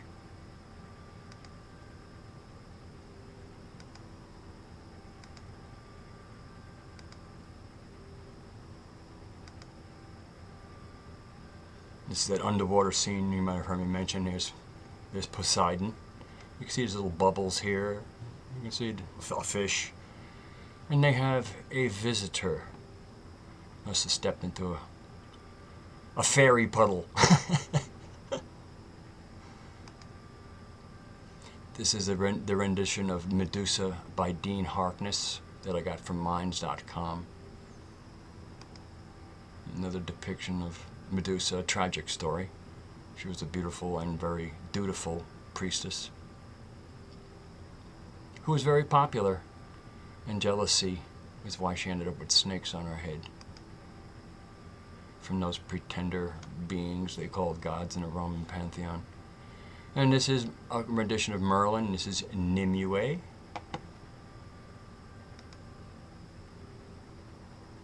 That's just strength.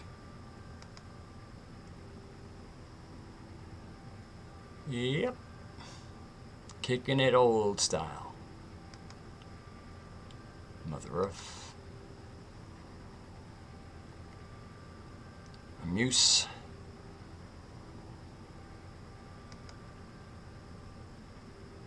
Peasant life.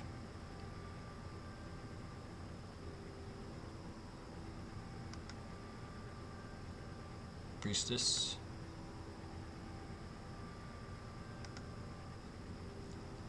Pythoness at Delphi.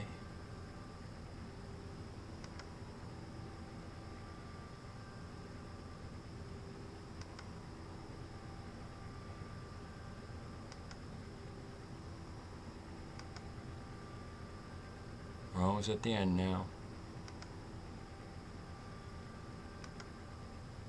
Oh, this is the one you didn't see. I loved it. A warrior woman. I mean, can you get...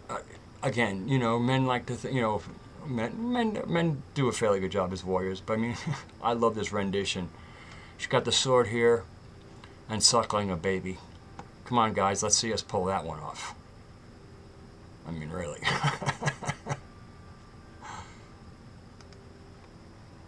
This one is funny. Me trying to summon a fuck to give. Still nothing.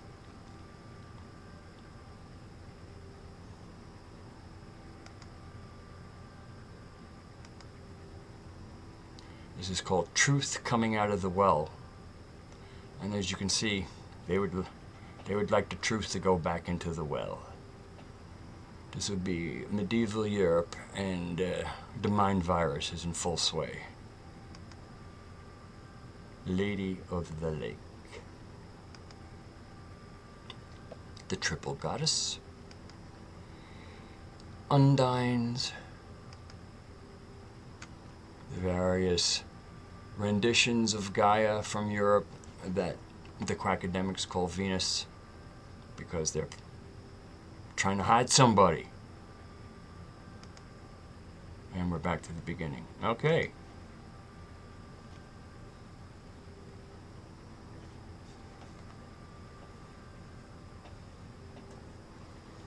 Hello, Paul from Newcastle.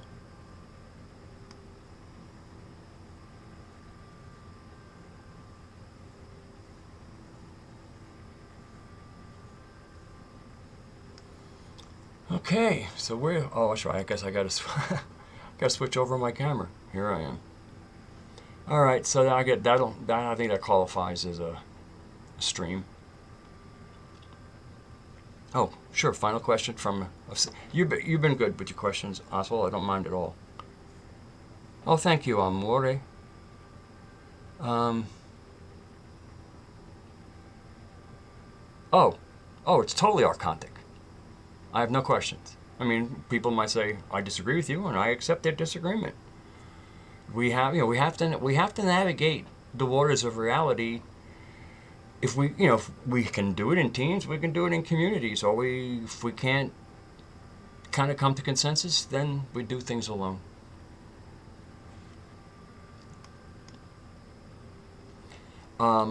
Again, I'm talking about the whole. When you say I mean, people need to be people, but there's the need to be unique or special. In the society we live in, there is no self-validation. The religions tell us, the major religions tell you you're a piece of shit, basically. So, that's a pretty rough I mean, I don't fall into that, but that's for billions of people. They're kind of told from on high, you're lucky I let you live. And so that has shattered psychology. That has shattered the psyche.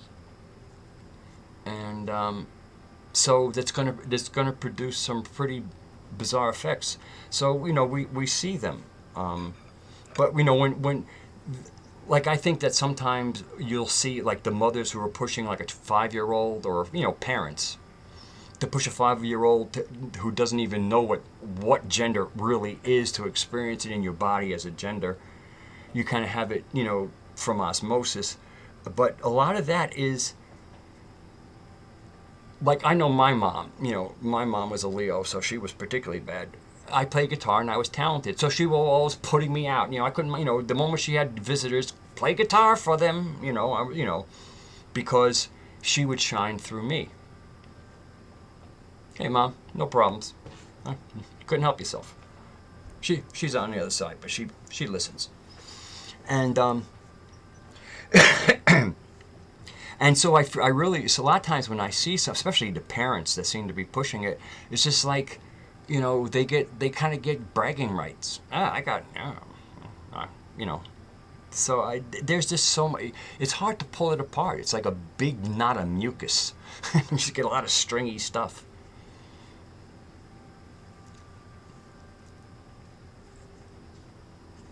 The only person bringing up violence, Scott, is you.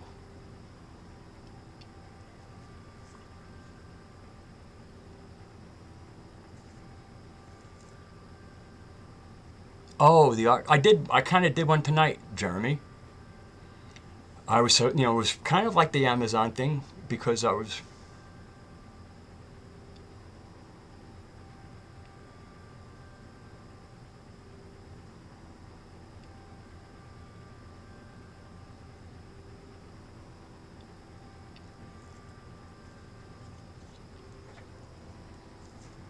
Okay. I was buffering, so I kind of waited.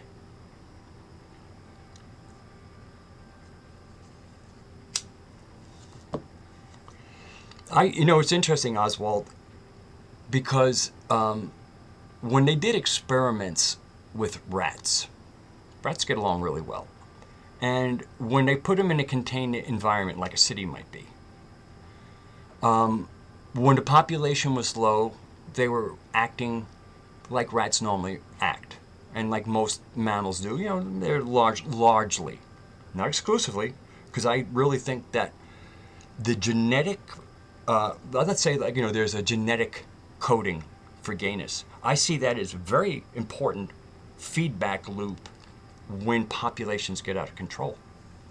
And from me looking at it with my own scientific eye at the studies of rats, of how they behaved a certain way. Again, there was the homosexuality was small. Again, I think it's actually a latency that can play in a very important role if things get nutty. Cities get nutty, and in many ways, I think a lot of the psychological issues or triggerings. I think that a lot of times a gene in an unnatural environment like a city gets triggered because there's the feedback is actually saying we don't need more people here, and so gay relationships tend to keep populations down. So again, to me, there's a pretty important feedback loop there in many ways. So it's all about setting. Setting is everything. what is appropriate for a setting. Farting outside isn't as bad as farting at the dinner table. It's about the setting.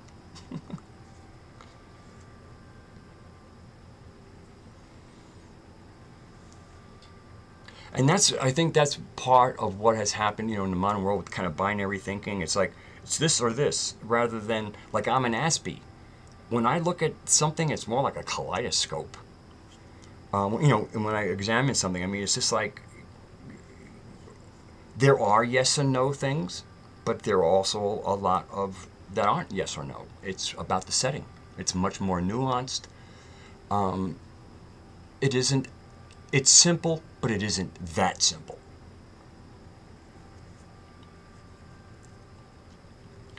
Nature isn't wise. I mean, that's an interesting thing, like from, the Gnostics, they refer to the earth goddess as Sophia. But Sophia, or Sophia, but we say Sophia just to differentiate it from, a woman's name. But it's a Greek word.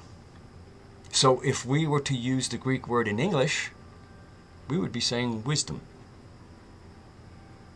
And that's a big, for me, the earth goddess is, she's the wisdom of the originator.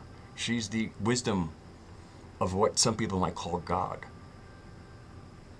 And so I never forget that within her title, and even the fact that she's autonomous and has a personality that we can interact with, she's wisdom.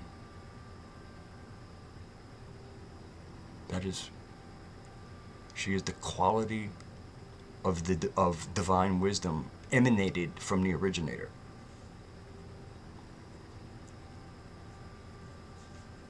And in our Gnostic narrative,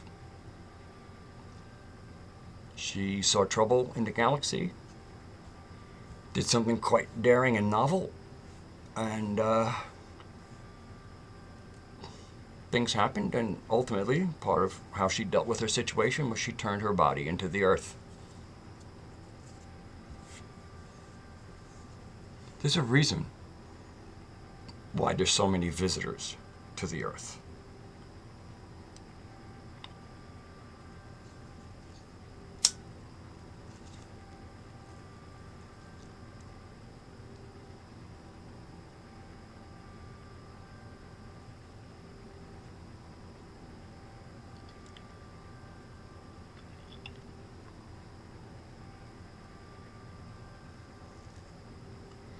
I'm really enjoying my tobacco. And I'm really enjoying, are you still here?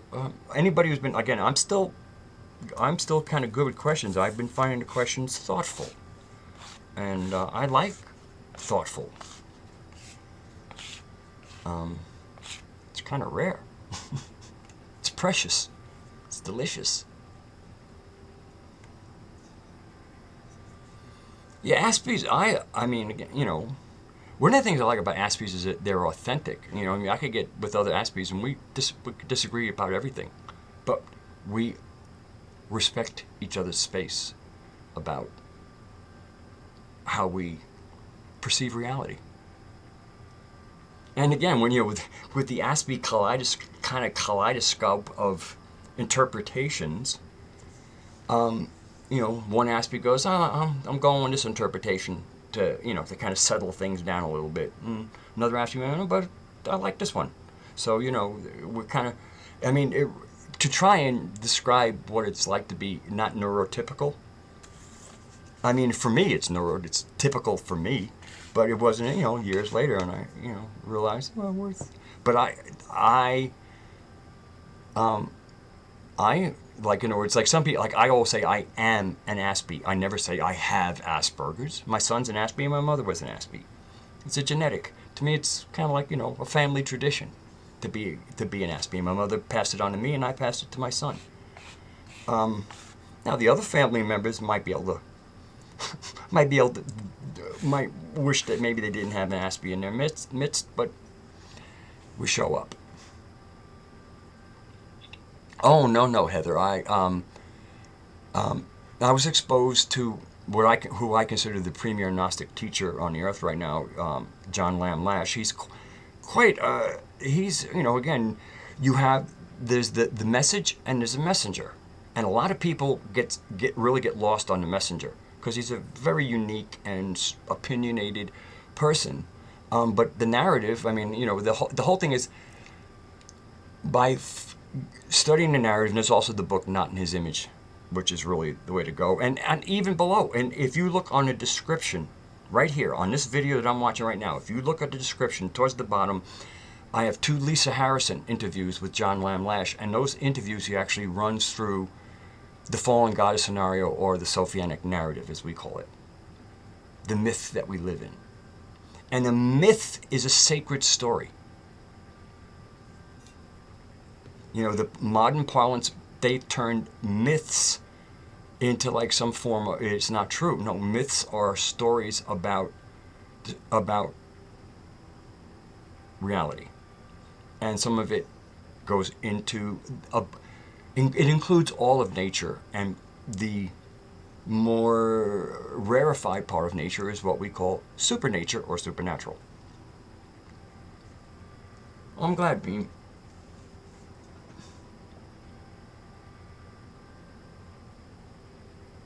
So I learned Gnostic knowledge. I learned the awareness that they're about Sophia, and then you start connecting. Once you know she's there, you start connecting, and once you enter into your own personal relationship there, and there's a whole learning curve there. You get. In my case, like in other words, John has said a lot of things. And people, well, how do you know it's true? I did my own Gnostic investigation. I went and got my own confirmation that narrative is the narrative. And that's one of the beauties, the getting the tools to, oh, okay, I like this, but how would I know? Well, you have to go investigate. I mean, that's part of the fun. And then in the investigation, not only for us, like for someone like myself, not only do I get confirmation, I get a lot of extra that I basically might share with other Gnostics, but I kind of keep it to myself because it's kind of like for me, it's kind of like, my own journeyings, my own sacred shamanic work.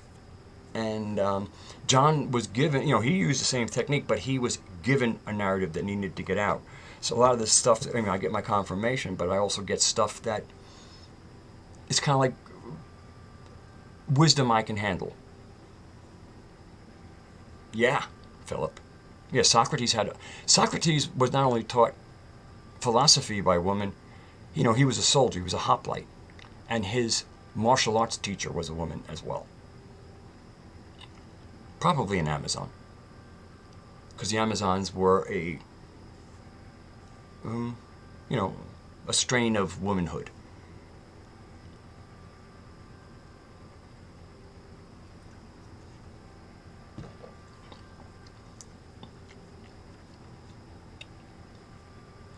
Yeah.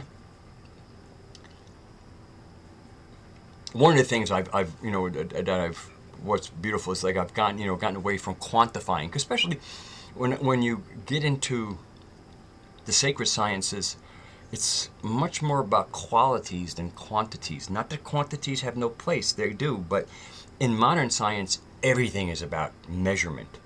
So basically, modern science is completely left-brained. To have no measurements would be only right-brained. We're supposed to be like a V8 engine, where both of them operate together at the same time, and that produces optimal cognition. Not to be left-brained nor right-brained, to be both-brained.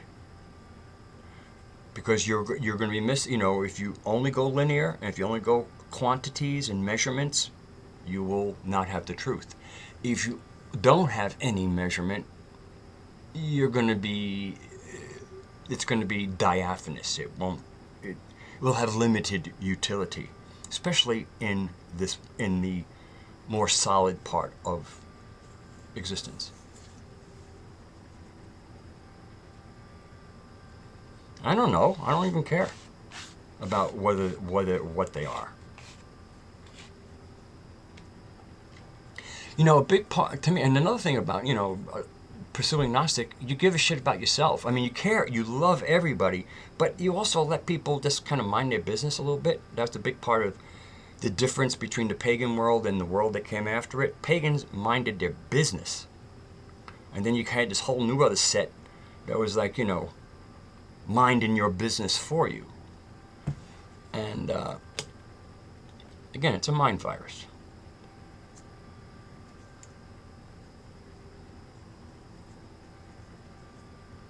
I grew up, Jeremy. I grew up in science. I was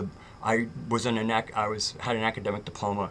My whole life I was a science nerd. I still am a science nerd. And so that's why when somebody like myself, with my science behind me, reads what is being offered as science for their support. Now, again, global warming. Of course, there's climate change. I mean, again, that's a given. We know there's climate change. There's always been climate change. And so, again, I understand. I also understand the role that CO2 plays in the natural cycle. So again, I have my understanding. I don't ask anybody else to understand. I don't even know if they're capable. I mean, seriously. That's why when I went to school, we had general diplomas and academic diplomas. We were kept separate because one of us was going to go do things more abstractly, and one group was going to do things more hands-on. Both absolutely essential to a functioning civilization. And hand skills are where where the tectons are. I mean, it's great to be smart and academic, but if you can't make shit, you don't have shit. And it's the people that make shit that make life great.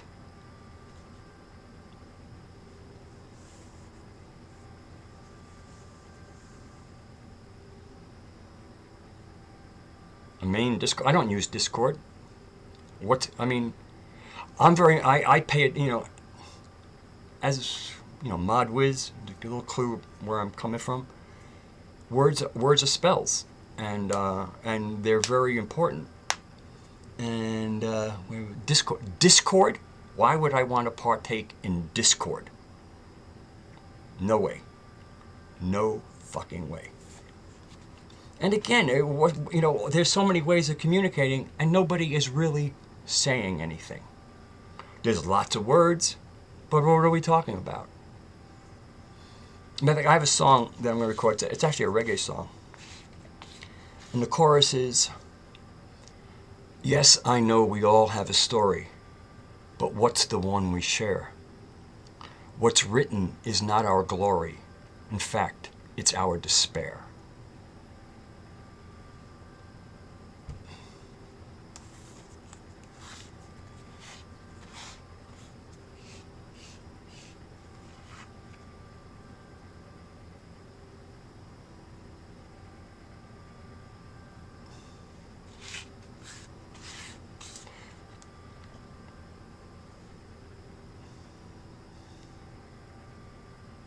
I like your use of the word archontic there, Oswald. That's pretty good. Again, we're surrounded. We live the world is constructed archontically. Right now, not the Earth, the world, and that's the other thing that a lot of times, sometimes when people read, especially the Nag Hammadi text is very confusing because it's a mixture of the ancient pagan wisdom with the new stuff, and when you put them together, you just get slop. But you can pick out if you notice there's certain things floating in that dirty bathwater. There are a few really good gems in the Nag Hammadi, and that's what was the beauty of John Lash. Dedicated years of his life to pulling out what was hidden in that hot mess. And I forgot where I'm going here. Oh, Discord, Archontic. And so a lot of people, when they hear about, the world this, the world that, they think they're talking about the Earth. And they're not talking about the Earth, they're talking about the world. In other words, On the earth, what do you need to catch a fish? Well, you would need water with a fish that you can get to. Now, in certain cases, in a little stream, you might be able to get it by your hands. You might be able to get it in a net. In certain cases, you might get a hook. But you need the skill, the equipment, and a fish. That's what you need to fish on the earth. In the world, you might need a license. You know what I mean? There's paper. The world requires paperwork. The world, when you're making your way through nature, the world has a nose up your ass, wondering what you're doing. So the Gnostics were against the world, and I am too. Same thing like with Kali, the destroyer of worlds. Oh, yeah, she sounds bad. No, not destroyer of planets or the earth or planes, of worlds. What, in other words, she gets rid of the rubble. That's what she destroys. She destroys what needs destroying.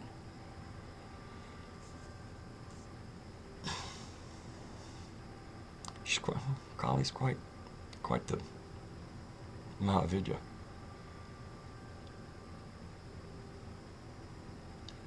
It's funny you mentioned Aeon Byte, Gnostic Radio. Aeon Byte, Gnostic Radio, yeah. I like Miguel.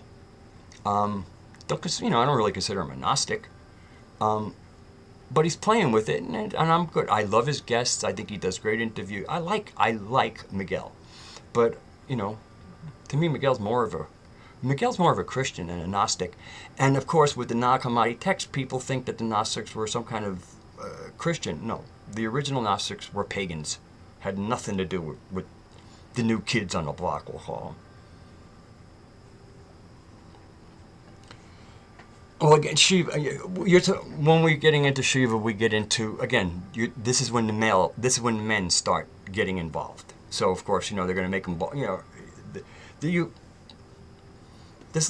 There's a lot of threads out there.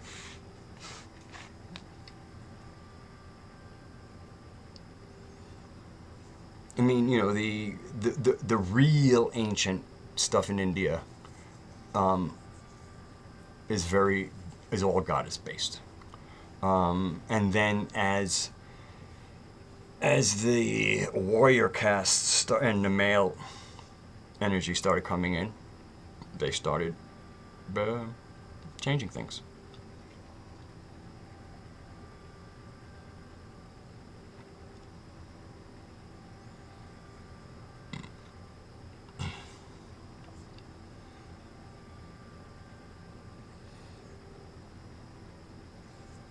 I'm glad to see a good little conversation here between Mithophrenikus, the Kekistani satyr of Mantique. That's quite a name there.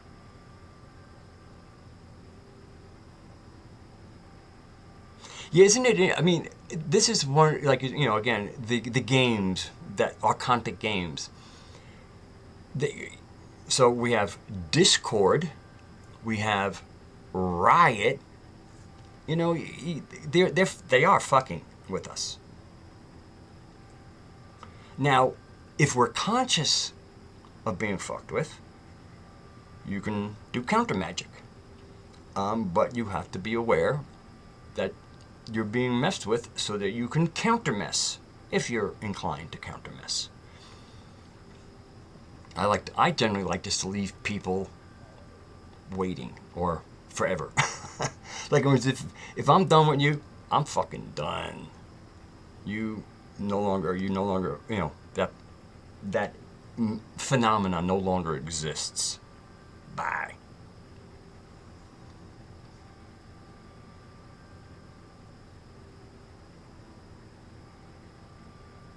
Like I said, I like Miguel, but and I said for me, my kind, as identifying myself as a Gnostic, and I listen to him, and I'm going, I like him. I'm glad he does what he does. Yeah, I used ICQ. Much funny. I used ICQ a lot. One of the first forums I ever joined was when I first got on internet. I think it was in 1996 or 1997 I got on the internet. and I joined a kind of a site where you could have real-time chat, but we also all had ICQ for private chats. And the name of that website was Pagans Unite, and it was a motley crew, but it was fun for a while. But ICQ, because you look, you get pagans together, you're gonna have hooking up going on, and so the ICQ was for the hooking up parts.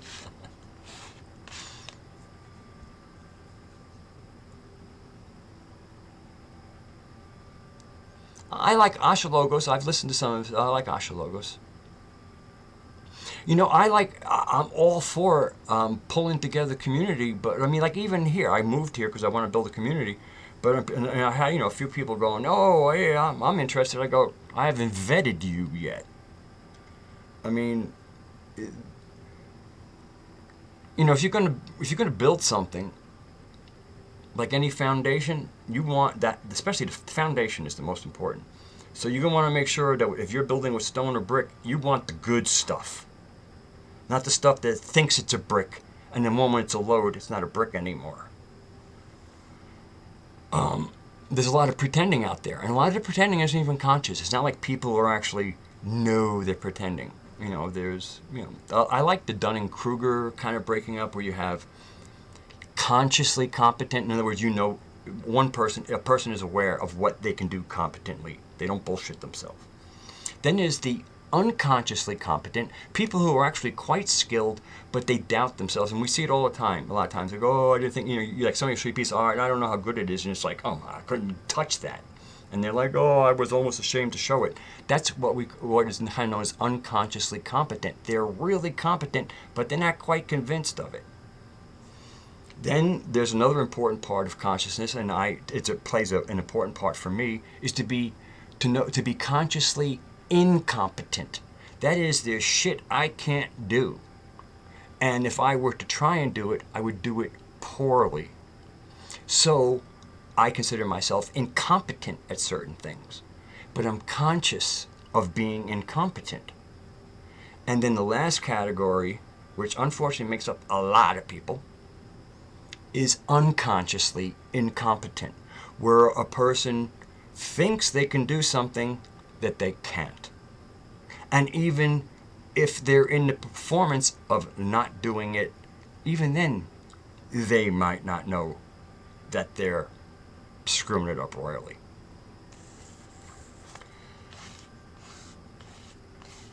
And so basically for me, whether it's an online community or a real community, I want the foundation has to be only consciously competent people.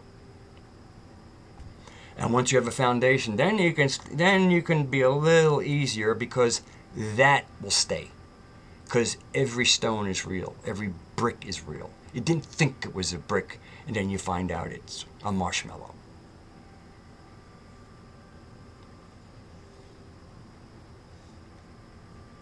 And to me, this is how we can if we're be brutally honest with ourselves, because we're all competent at things. We all have our gifts.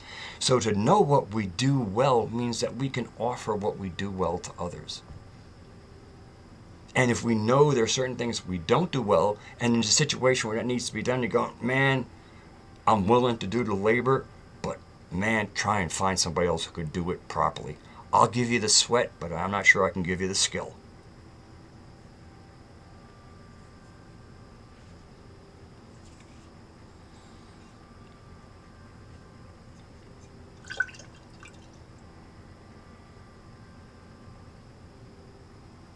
Yeah, very good. It's a very good point. I mean, there are people who wait for organization, and then they come in and bust it, like an infection. I mean, an infection, looks for food. Like I worked at Omega Holistic Institute for years as a massage therapist. I lived there during the summer. It was great. And then little by little, PC culture and certain people, because they were relying on donations, certain people donated their way into influence. And then, of course, they go, hey, I gave you, $50,000. You think you can give my son a job in the office full time? Not like, most of us were seasonal workers, but there were year round workers. So it started getting corrupted. And it's sad, but I got out just. At first, I thought it was purely corporate. Now I'm looking back, I realized what I was coming into was PC culture. I remember one of the last summers I was there, they had these people come in and they did this play acting about how to treat each other. I mean, I'm serious. The last time I remember anything like that was like in fifth grade. So part of PC culture is the infantilization of adults. I mean, here I was 60 years of age watching some kind of play thing about how to be. It was goofy. So anyway, I got out just in time. A lot of people were leaving. A lot of people who had been there. I mean, when I got there, they had been around for almost 30 years. There have been people that had been 20 years and were leaving in droves because the butt hurt were starting to show up, and the culture was starting to cater. It was like, we were starting to create safe spaces. And so anyway, so the adults had to leave.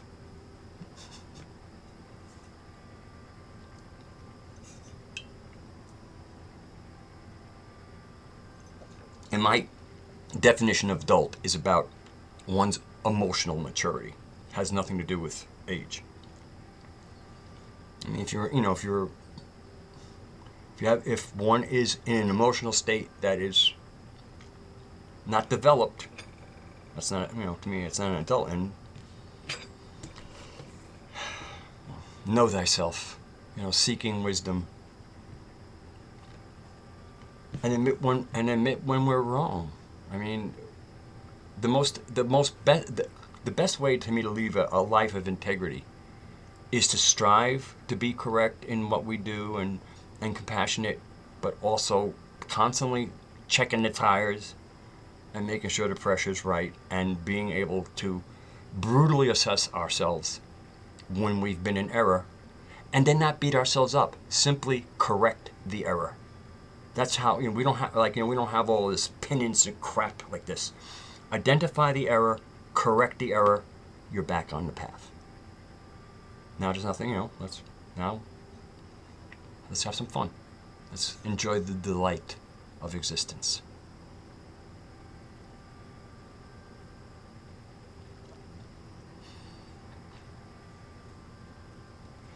Yeah, I don't call, I mean, I can certainly, mythophrenic, I can certainly, the word nut job I am, at this point in my compassion and also in my retreat, people, I want to mind my own business.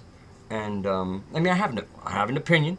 We all have opinions, and that's not, we all have assholes, we all have opinions.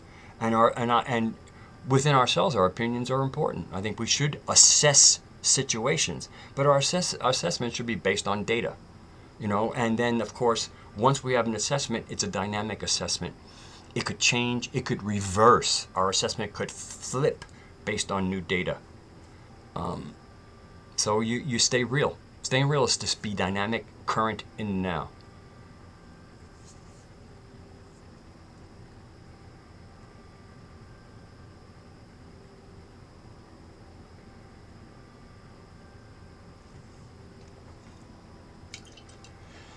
That even the concept of blame, it's like if something breaks down, what is responsible, what or who is responsible, and then let's fix it. I don't really have, I would want somebody to own, because this way here they can, if you made a mistake, you would need to own it so you can do the correction. But yeah, I'm definitely I'm turning into a little bit of a hermit, but fortunately I have Nemitta, and Nemitta has been the sacred groves. That's what Nemitta means, and it's been great. It really has. And now I'm a full member, and I will stay one, because I got to support that school. It's very important that school stays vibrant and operating.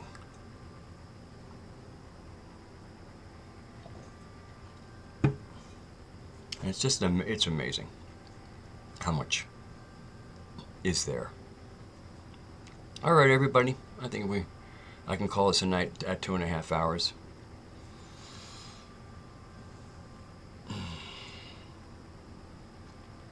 So thank you all. It worked for me. I'm happy that I did the stream. I don't know when I'll do another stream. I really want to just put up music. I have some music I really would like to get out there, and I think it's good music. Of course, flavor. I mean, I could make a delicious meal that I know is good food, and somebody eat it and they go, I don't like it, because they don't like it. That doesn't mean it's not good. It means they don't like it, and that is a completely valid assessment.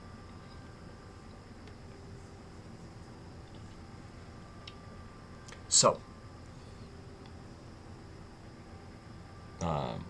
good night, good morning, au revoir. Until next time, be well. Make sure there's some bliss in your life. And again, thank you for being subscribers. Thank you for coming in and joining me on being all over the place with me and keeping a chat that was. I'm going to keep the chat up. It'll be there. So y'all take really good care of yourselves. Love yourselves, but be brutally honest. Love what's lovable, and if you see something that could probably use a little improvement, put it on the to-do list. All right.